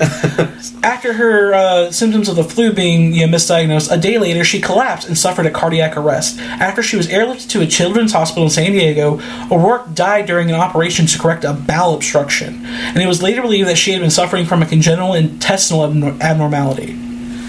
So, again, tragic circumstances of the medical field not being quite up to date with what they needed to save a young kid's life. Because there's a new disease, and so there's nothing salacious and scandalous. But if you're people in the Hollywood is corrupt, satanic, and child pedophile Also, when someone that young dies, there's always going to be extra eyes put on it. And this goes back if you're that young and famous. Yeah, it goes back to... I don't know where the sensationalism of Heather O'Rourke's death really came from, but I know in the crazy right-wing conservative circle, a lot of these guys will refer to her as one of the sacrifices made by the fucking satanic Hollywood elite. You know, I've heard this shit talked about on, like, crazy conservative TikToks, and even fucking stupid shit like InfoWars and Alex Jones, who swear, oh, did you ever hear what Macaulay Culkin said? According to them, and I don't know where the truth in this is, or where the quote came from, supposedly, Macaulay Culkin has gone on record saying that there was a rich Hollywood producer on the set of Home Alone 2 that wanted to meet him, and when discussing, you know, trying to, you know, butter him up and tell him nice things, he's like, do you remember Heather O'Rourke? And he's like, yeah, vaguely. And he pointed at his leather shoes and belt and said, that's her. The crazy right wing has tried to make up a story that she was a ritualistic sacrifice to the satanic pedophiles, and that this rich Illuminati elite or New World Order person turned her skin into fucking shoes. And this is something that they try and pawn up as fact. First of all, I know. It's don't crazy. know if That's one of the craziest stories I've ever heard. I will say that here's 2 things right off the bat that I feel like any rational person would think. Number 1, you can't substantiate that quote. Number 2, even if you could, he could just mean that the money I made off the Poltergeist movies paid for the nice clothes I'm wearing. Duh. That is not what they want to argue. They want to argue... No, absolutely not. Because that ruins their story. But... how would you hear that and immediately think, oh, I think this dude skinned a child, instead of, I think this dude used wealth from these movies to buy the nice clothes? Like, and they also took advantage of a time period when Macaulay Culkin was heavily addicted. They took all those quotes from when he was on substances. Oh, yeah. Mind-altering substances, nonetheless. And he was at his lowest. That quote could, you know, maybe he meant something different by it, but these people latched onto it. That's all that really matters to them, is that he said it. He was a Hollywood elite child actor. Oh, yeah, they were licking their chops. Yeah, they're like, oh, this guy knew everything about the pedo circle ring, you know, because of Michael Jackson, and what happened to Heather O'Rourke. Macaulay Culkin knows the truth. I've heard that shit peddled. And it's disturbing. It's sad. It's disturbing that this child's death is attributed to a fucked up... It's just another cog in their conspiracy machine. Yeah, it's used as a fucking conspiracy peddling machine. Yeah. And it's also added to the list of curses, saying that her medical misdiagnosis was part of a curse. Yeah. And while that is outlandish, I mean, it's got to be even more hard for her family to this day to still hear, like, oh, your daughter was cursed for filming this movie. Yeah, Jesus. And then, you know, followed by the next tragic death. This is something that I actually didn't know about until years later when I was watching fucking true crime. Okay. Dana Freeling, played by Dominic Dunn. Unfortunately, Dominic Dunn... She had a very tragic and unforeseen fate. In 1982, Dunn separated from her partner, Johnny Sweeney. In November of that year, he showed up at Dunn's house, pleading for her to take him back. When she refused, Sweeney grabbed Dunn's neck, choked her until she was unconscious, and left her to die in her Hollywood home's driveway. Ooh. She passed away in the middle of her driveway with no one to help her, after being choked to death by her ex-partner. Jesus Christ. Yeah, and Sweeney was sentenced to only 6.5 years in prison, but he was released after 3 and 7 months. Because why? Again, this is something that people attribute to being a cursed franchise. They think that only a couple years after the movie franchise was done, or like a few months after the franchise was done wrapping the first movie, her murder was somehow part of a curse. I don't equate that. I don't get that. It seems really fucked up. Yeah, it's just bad. In a timeline as big as all reality, you're going to have coincidences like that happen. Like people dying within a short amount of time. Like, and now on a timeline as big as, again, all of creation. That's the other two deaths that happened in the franchise occurred later, post second and third movie. Okay. The other two cast member deaths, while unfortunate, were not as unpredictable or mysterious. The evil preacher Kane from Poltergeist 2 was played by actor Julian Beck. In 1983, Beck had been diagnosed with stomach cancer, which it took his life soon after he finished work on the second movie. Yeah. The same film was met with further tragedy after Will Sampson, who played Taylor, the Native American shaman, died after undergoing a heart-lung transplant, which was, he already had a very slim rate of survival, given his health conditions, his age, and the procedure at that time in the 80s was not as advanced. Yeah. So both of those cast members dying. Understandable. Yeah. Again, I don't understand how it could be considered part of a cursed franchise. Yeah. When you say cursed franchise, to me, I think of The Omen because of all the bad shit that happened while making the movie. Yeah, I feel like a lot of this stuff has to happen on set. Yeah. Well, they did the same thing when they were talking about mummies' curses, like people who went into mummies' minds and then died, and then you actually look them up and it's like, oh, he died 6 years later in bed. That, I don't feel like that's a mummy curse. I feel like that's just things that happen to people sometimes. Now, there are notes of other strange things happening on set of the movie, but nothing that could be like considered, oh, this is actually haunted. Yeah. But and some of that's probably retroactive. Like they were like, ooh, they're cursed. Let's go ahead and have some things that happen during the movie. The next tidbit of information I'm going to leave up to speculation and your personal belief system. All right. So, the actress who played the mother, who played Diane, she has gone on record saying multiple times, her name Jo Beth Williams, who played Diane Freeling in the first two films, she claimed that director Steven Spielberg insisted on using actual human skeletons as props in an attempt to save money, because at the time, it was cheaper to use actual human remains than make plastic skeletons. And while this claim has never been substantiated or found to be true, it is one that a lot of people who still haven't been able to deny it verify as fact. Yeah. And looking at those corpses in the movie, I will say some of them are good looking. It does convince. Convince it. Some parts I was like, I don't know. I think that's a prop. But then I also think, well, but what's kayfabe? Like, did Steven Spielberg just not tell his actors? They covered them in mud and rainwater and stuff, so you're not getting like clear signs of them, which would be a good way to hide if they were in fact fake or plastic or that whatever. Whole thing using real corpses is a big part of the reason why they believe it cursed the film franchise to begin with as a whole. Yeah. And here's why I don't think they did. It's too on the nose.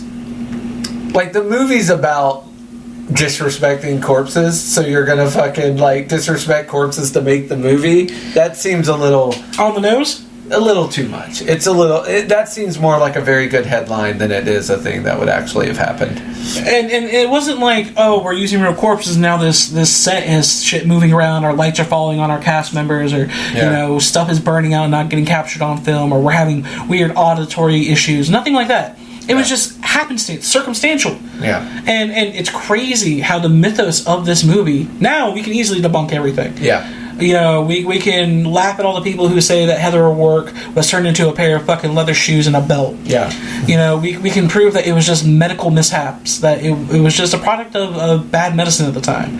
You know, people dying from heart issues and intestinal cancer, stuff like that. Like, you know, that's easily swayed away. Mm-hmm. The only other thing that they had listed for a reason why they thought it was cursed was because In an effort to further creep out everyone involved in the filming, Samson, the real-life medicine man who passed away due to circumstances mentioned before about his heart surgery issue, he performed an authentic exorcism after shooting wrapped on one of the films. The second one. Yeah. And then shortly after, he passed away. After he did the exorcism, he died. Yeah. So people all of that stuff we already mentioned. Yeah. Which is, from a heart-lung transplant surgery. Like, I just... Yeah. To me, logic dictates that makes absolutely no fucking sense to be like, it's a ghost, it's cursed. I thank you, Goreship, for doing this research. I am sorry that it was so definitively not spooky. This is one of the things where the movie is great, but the lore behind it, the superstitions, versus there are other movies that you're like, fuck, that's hard to explain away. Yeah.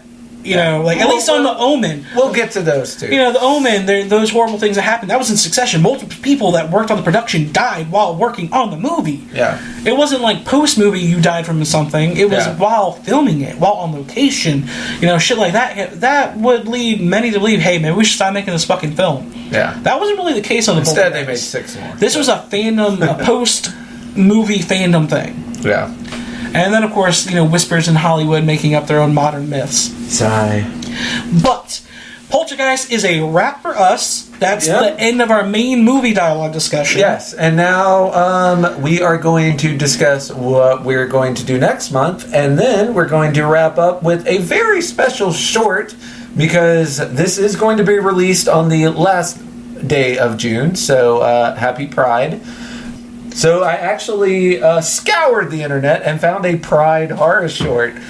This will be our conclusion for Junk Talk, our final segment. Yes. But first, in 2 weeks, see, comic dissection, get in my brain. It's brain scramble. In 30 days, we will be discussing another genre of horror film that we have yet to dip our grubby little mitts into, and that is the horror sci-fi genre. Now, in this movie, in Robbie's room, there is an Alien poster, and I almost was like, let's do Alien. But that is everyone does Alien, and I'm not gonna lie, we'll probably do Alien too, eventually. But I want to start with a different one. So I am starting with a film, I'm pretty sure you and I have talked about it, so I think you have seen it. But I am super excited to watch it again, if only because it has Jennifer Connelly in, who I love. Dark City is the film we're going to be watching. And if you have not seen it, I'm super excited. And if you have... I have not. Oh my god, this is going to be so good. This is an unknown for me. Dark City is a sci-fi horror film. See, when you said sci-fi horror, my brain went to Event Horizon. Event Horizon is but also that'd be too easy. Solaris. That'd be too... There's a lot out there, but man, Dark City is my fave. Okay, no, I've not seen that. Yeah, we're going to watch Dark City in 30 days, and it is great, and I think you will really like it. Okay. It's very noir, a little slow, but the payoff is worth. If the story's well done, I won't care. The payoff's worth the whole trek. But that is in 30 days. For now, it's Junk Talk, and man, I picked a hell of a short. Yes, you did. I was very surprised that you picked this one, given the content. Goreship was like, hey, maybe we should do a short that is somehow Pride related, and I was like, I'll see. If I find something that fits the bill, I'll do it. Otherwise, we'll say Happy Pride. I think you hit the mark, my friend. And I found one called Conditioning that was both written and directed by a guy named Philip Few. I'm going to name some of the actors in it, but not all of them. There's a lot of them, and unfortunately, in the credits, they give everyone's names, but only one person has a name in the actual short. Yeah, I thought you did that on purpose. No, that was a weird accident. But we have actors Aaron Wood, Joe Capella, Mike Boogman, Christy Blakely. Philip Few actually plays a role in there as well. So a lot of really good actors in this, but none of them have names, so I'm going to be often referring to people by strange code names here. Can I read the little descriptor that Please they gave? do. So I actually really enjoyed the little descriptor that they gave in the comment, or not the comment section, but the description. I love how it just says, conditioning, a gory horror film that's more than meets the eye, going beyond the gore and exploring deep-rooted prejudice and its influences. Yes. I was like, I will caught say- my eye as soon as it said gory, because we've talked about this in depth, how while my name is Goreship, you are not a fan of the particulars of gore and viscera and mass blood. Very funny That's story my bread about and that. butter. Yeah. And so for you to recommend this, I was a little taken aback. I was like, was he aware? Did he not watch it? Did he just throw it up? Yeah, I was like, did you just see the title and throw it my way? I will tell you this. 3 minutes into this, I was like, this is just torture porn. I have no interest in Exactly this. why I was like, why did he... I kind of hate it.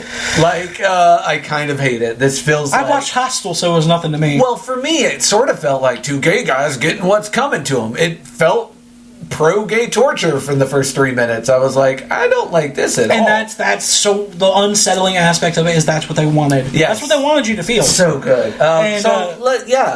Did you read the comments from the writer?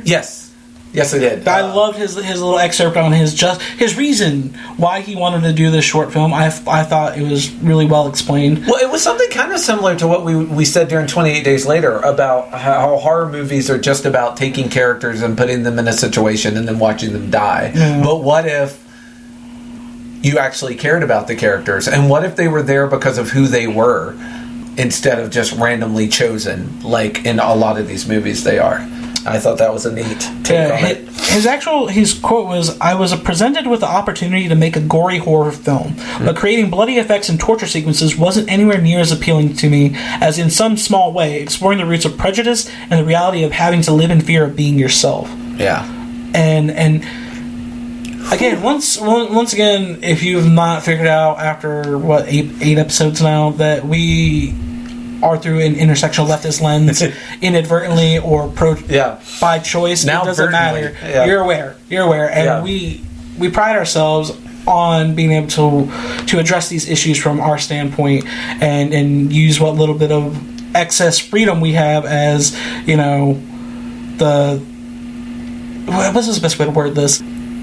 Well, through the medium, that we have more of an opportunity to spread this around and do our part to be an ally. And I like it because on all fronts, both in comics and horror movies, there's a lot of problematic shit out there. While we're fans of the genre, it's right for us to call it out. Absolutely, yes, and not just homophobia, but racism and fucking sexism. And all the isms of fascism. Yeah. Like, comic books and horror movies are both rife with this stuff. So, yes, call it out when we see it, but also when something subverts the genre like this, call it out and put it on a pedestal and be like, hey, you need to check this out. And of course, as always, there will be a link to this short in the comments, and please go watch it and give it some love. There, I will say NSFW trigger warning. It is very much gory. Like it says right out in the description, it's gory. Yes, two gay men get tortured for most of it, and it's only 7 minutes long. So, without further ado, we open on a beautiful day at the park. Having a nice day. There's a gay couple, 2 men, one of which has painted black fingernail, and the other one has piercings. Has a bunch of piercings. And they're just hanging out at the park. They got their arm around each other. They exchange a little kiss. Keeping them their P's and Q's to themselves. They're just minding their business. Minding their own business. That part's important. Living their life on a bench, just hanging out, talking to each other. Fuck yeah, having a good time. In a public park. In a public park. And in the camera, the last shot you see before we cut to another scene is the camera behind them. So you see the back of their head. And you can see father and son playing soccer in the foreground. Yeah. And then we cut. And all of a sudden, one of our gay men, the one with all the piercings, wakes up. And he's in some sort of grungy factory floor. It looks like a abandoned honestly, factory. It looks like a storage room. Yeah, maybe a storage room. It's big, though. Yeah, a storage room. It's pretty massive. For like a not a restaurant, but like a store. Literally looks like somebody who owns a mom and pop shop store just threw them in their storage freezer. Okay. Is what it looks like. Yeah. I was getting like abandoned factory vibes, but storage room actually I've seen those, I think that I've works seen better. those walls before and those flaps and stuff, you know, back in storage crate rooms, in like old rundown freezers that were converted to just be a refrigerator instead of a freezer. It looks very much like that. Okay. So we talked about I talked about some of the whiplash and Poltergeist. You get it here too. Like all of a sudden you're just in this factory and they're in this storeroom, and then one of our gay men wakes up and he's on the floor. Something's obviously happened. He starts to pull himself up, and a guy I described as Uncle Fester brings in the other gay man and kind of just tosses him in the floor. Followed in by two more people who I just... one is a man in drag, kind of like baby doll drag, for lack of a better term. Looks like your crazy meth head aunt from West Virginia. Well, they kind of gave off Raggedy Ann and Andy vibes, because then there's a guy who's in like high socks and like a child's overalls. He kind of looks like Arrested Development. Yeah. There's three of them in all. There's Uncle Fester, there's Arrested Development, and then there's drag. There's the guy who's dressed like a doctor. Oh, I forgot about the doctor dude. Yeah. Well, I thought the doctor dude was Uncle Fester. No. The doctor dude is actually Home Dude's dad. Oh, I didn't recognize that. I didn't recognize him. Man, that's a good catch. That's why they picked him out. Yeah. Okay, that works perfect. So from what you're saying, where they're basically being thrown in this room, woken up to being knocked. He was punched in the face repeatedly. He wakes up and his eyes like all messed up, his lips a little messed up. Yeah. He's like, "What's going on?" And they just kind of toss him. And then the one guy in drag jumps on top of him and starts pulling out his piercings. Oh, that made me cringe. Well, the lip one got me like right off the bat because it was quick. The nose one. The nose one is what got me. The nose one and the lip one are probably the two hardest because I had my lip piercing. Yeah. And I've seen plenty of people with nose piercings, and those things are firmly in there, man. But earring, I've seen people get their earring ripped out so many times in horror movies. Yeah. It's kind of like, that'll heal, that'll be fine. But yeah, the man in drag is popping all of them out and just kind of dropping them in a little bloody pile of jewelry. Meanwhile, Uncle Fester is peeing on the other gay man to wake him up. Kicking on him and peeing on his face to wake him up. And then he starts waterboarding him in a bucket of piss. Yeah, to get to... Folks, when we say this is NSFW as fuck and very hard to watch, the context of what is happening is just... Yeah. You don't think it can actually happen, but there are still people who get away with this bullshit today. Oh, yeah. And you know, this is taken to... And not to say this itself doesn't happen, but this is taken to a horror movie hostel level. Yeah. But just two gay men getting beat up outside of a bar... Like, that shit's on the news every day. Yeah. Like, and so this, to a lesser degree, all the time. And all the fucking time. And this, of course, again, like, they're all in costume, which makes more sense when you find out what's actually happening. But the man who got waterboarded is then thrown into a dog kennel cage? Very small dog kennel. Very small cage. Yeah.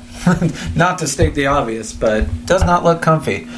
And the first gay man who had piercings is screaming and trying to get to him, and they grab his head and bang it into a steel beam 2 or 3 times, and you hear it, and you hear the crunching.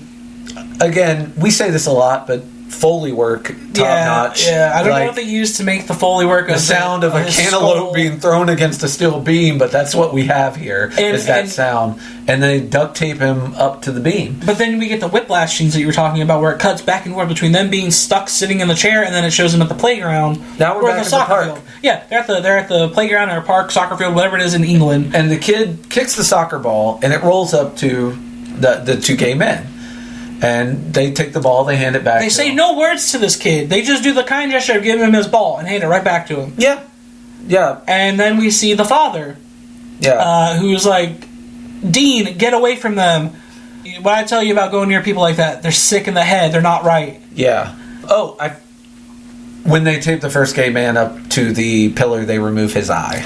I thought that was when he was in the chair. No, it's taped up, pillar man taped up. Because then we cut back to the park. Yeah. But he calls his son away. And the dad goes into just that tirade of oh man, they're abominations. Like, yeah, they'll get what they deserve. It's against nature. Someone should do something. Yep. Which of course makes him number one suspect on your radar at this point, where you're like, oh, so he went back to the park later and kidnapped these guys and took them and did this horrible thing to them. And then the eerie overlapping scene of the kid playing with his fucking toys. Oh, we're not quite there yet. Oh, that wasn't after? No. We cut one more time back to the warehouse. Okay. Where they make number 2 gay man eat the eyeball of number 1 gay man, which of course makes him throw up, as you would fucking imagine. And then they throw the acid on him. His skin starts bubbling on the first gay man's face. Yeah. And then we cut to the kid playing with toys. And my first thing I was like, oh, sad to see CM Punk doing this homophobic behavior, because that doll was a CM Punk action figure. My first question watching was like, which wrestler action figure is that? CM Punk, my friend. My second comment was like, he's playing with wrestling figures? Yeah, that's pretty gay. Yeah. I mean, that was my second. I was like, I mean, as a guy who's a pro wrestler in training, like, I acknowledge the stigmatism that comes around it, and it's like, it's funny to make fun of it. It's like, oh, yeah. It fucking makes sense, bro. I just do it to map out the wrestling moves. How else am I going to touch my bros? So, but it's and then it shows the kid reenacting the scenes that we saw, saying what his dad said, and then you hear his dad's voice, and you realize that this isn't actually happening. This is the kid imagining what he would do if he had these gay people. And the title Conditioning is not an accident. Conditioning is what the fucking right accuses Drag Time Story Hour and gay people and actually people who support Planned Parenthood and people that teach bodily autonomy. People that admit that being gay is a thing that exists in schools. Like, they call it conditioning. They're conditioning our kids. They're conditioning our kids to be gay. This is talking about the hate that they are conditioning into their kids, turning this kid into a psychopath to the point that he is imagining doing horrible things to these two gay men because he thinks it's appropriate. He has been conditioned to acknowledge these people as lesser than or deserving of lesser treatments. The only thing they deserve is pain and punishment. Because his father taught him well. Exactly. Yeah. The things he's saying is the things he's saying to his figures when he's choking them out and he's making them fucking drown in the bucket. Yeah. And it took me a second. And I'm like, we're in that kid's head. I had to watch it a second time. First of all, I was happy those guys were safe. It wasn't real. Yeah. I was happy those guys were safe. And then the whole the title Conditioning just fell in my head like a ton of bricks. And I was like, holy shit, this is the short that we're doing this month, because wow. Yeah, it's so I didn't catch that it was not real until the second time I watched it. Because the first time you sent it to me, I was like on break, just watching it quickly. And the second time I actually sat down and watched it, I was like, whoa, okay, this is pretty fucking intense. But then when I realized that it's coinciding with the action figure, I was like, oh, this kid is just making shit up. Yeah. That's even fucking worse than it actually, like... Well, not worse than it actually happening, but it's that kid has no innocence. But it also makes sense why his dad was the guy that was doing it. His innocence has literally been taken by his father, which is the thing that they constantly fear. When they talk about the children, they talk about them losing their innocence, and they don't realize that this hateful speech is what is causing these kids to lose their innocence. It just... like, everything that kid did, I imagine his father, like, fucking yelling at his wife over dinner or talking to her and in the bedroom, like, God damn, if I could get one of those. Like, Dean, don't ever marry a woman that doesn't make your dinner. Bullshit like that. Like, or just like, if I could get one of those, F words alone, like, good God, I'd just rip his fucking eye out, blah, blah, blah. And the kid's, like, listening at the bedroom door, and then he just goes and does it with his action figures, because, hey. He's saying verbatim what his fucking dad was saying at the park, like, you're disgusting. Yeah. Yeah, you all deserve to be punished. So, conditioning. Fucking don't condition your kids to be monsters, you idiots. And it's very... It seems like a stretch, I know. It seems like a stretch when watching this. But you have to think, every bit of, like, horror scenery, every type of Yeah. dialogue stems from some type of realistic encounter. Mm-hmm. We see it all the time where movie tropes show corrupt politicians and secret cover-ups that has some type of truth to it. Yeah. We see all the time about these horror movies where serial killers have been stalking someone and nothing's been done. That has truth to it. And now we see this kid basically learning to be a fucking hateful, evil, torturous kind of person, and you just watch that corruption on camera of its innocence, of his youth, and you feel, me personally, I felt like, I'm not a kid person, but I feel helpless not being able to stop this kid from learning the hatred, because there's so many kids that not only you and I grew up with, but are currently interacting with my niece and my neighbor's kids and stuff that are being raised just like this kid in the video. Absolutely. And it's not saying every kid will that is raised in hate like this will turn out this way, but that the risk is there. The proof is in the pudding. We've seen it more times than not. Yeah, that if the opportunity presents itself to do something horrible to someone because you view them as less than human, you will take it if you're raised in this kind of environment. The studies show that is just the direction that you will go if given the opportunity. And I don't know, like, you gotta push back against that with everything you have, because, and when you have encounters, me and Goreship fucking talk about kids like in disparaging ways all the time, but when you have encounters with kids, try and instill a better way in them. Like, when even little 2-minute interactions, you don't know something you might say that might stop a kid from fucking viewing homosexuals, LGBT community as something less than human, because you can't let that you can't fucking let that conditioning go on, because the world will be a worse place for not just them. Again, this doesn't just affect the LGBT community, it affects everybody. Like, this hurts. Because those two people, had this actually happened to those two characters had parents, brothers, sisters, cousins, friends. Like, they were people. They existed. They were fucking people. They existed. They had family. Like, you can't hurt someone and have it be isolated to that person. It always radiates out and affects everyone. So even if you're a selfish piece of shit that's only worried about yourself, teach your fucking kids better.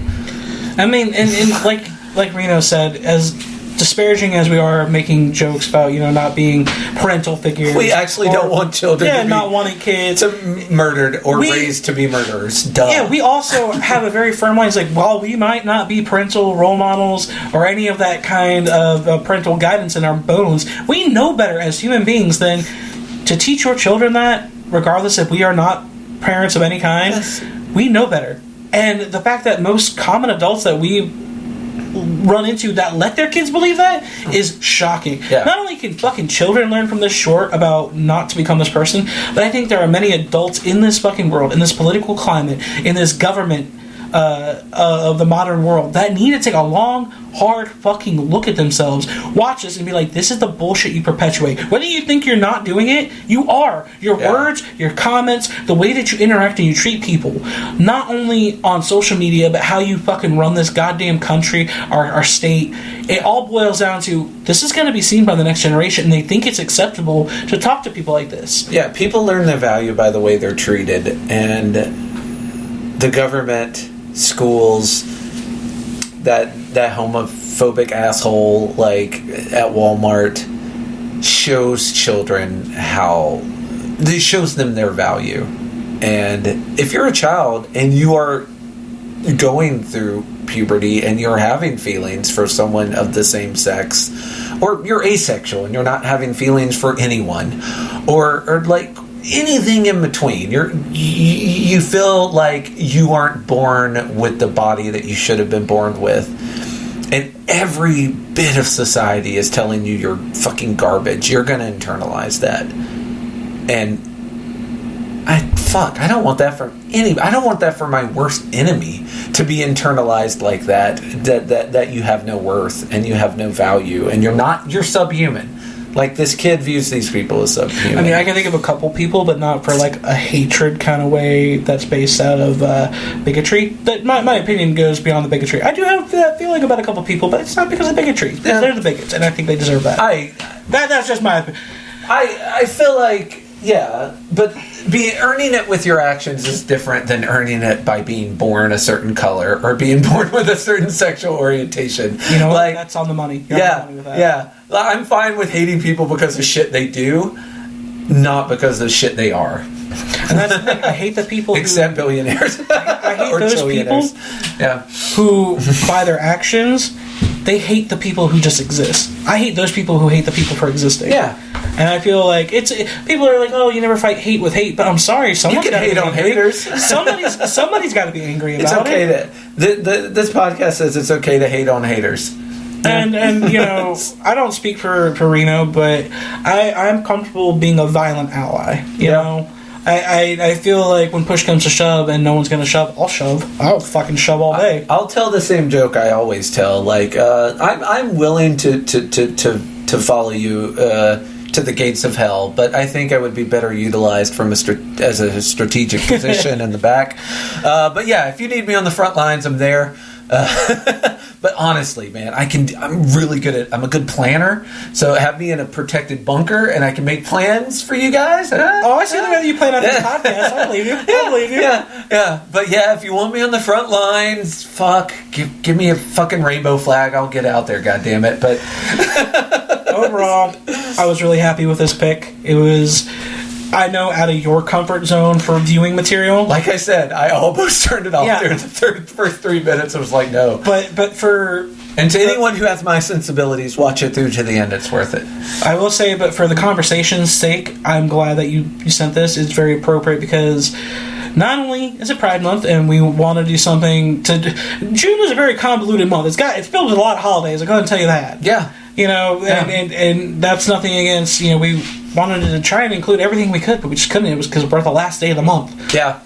So we wanted to at least squeeze in Pride and take an acknowledgement of all the queer horror folk that are in the industry, all the pioneers of horror that were in closets for years and never felt safe to come out, who are legends in this industry, and all the support that we could give from a distance and up close. You know, we recognize that these people exist in the real world. They are talented, they are unique, they are individuals, and these are real life fears for people that we know, that we love, that we've grown up with, that may be your next door neighbor, they may be your coworker. I don't want anybody to ever forget that just because we're having fun here, talking, shooting the shit, that we can't be serious sometimes. This is a deep, meaningful place in my heart because I do have relatives who are of the LGBTQ. I am engaged to someone who's in the LGBTQ. I would do anything for these people that I love and take care of, and I think so many people have been lost over time to the real horrors of humanity, not treating them as real people, that by making you watch this short horror, maybe it can help you spread awareness. Maybe it can help your friends or your family, or maybe even young kids who are learning about their orientations, their sexuality, their genders, feel that this is something that we're scared of, but there's people willing to tell our stories. Yeah. And if there's one thing I want you to take away from this episode, is that we here at Judgemental Horror Junkies love you, we see you, we stand with you, and we will never not stop supporting you. That's my personal credo for everyone. That is beautiful, and you can speak for me with all of that. Happy Pride Month, everybody. And we'll be back in 30 days with another short and Dark City as our main feature. Yes. In the meantime, much please love, happy Pride, support your LGBT brothers and sisters. In the meantime, head over to our social medias, Instagram.com/JudgyHorrorJunkPod. All the social medias will be linked in the show notes. So, yeah. Likes, follows, subscribes, comments, etc., etc., etc. Until next time. We are the Judgemental Horror Junkies. Thank you so much. We love fears and queers. Peace out. Adios.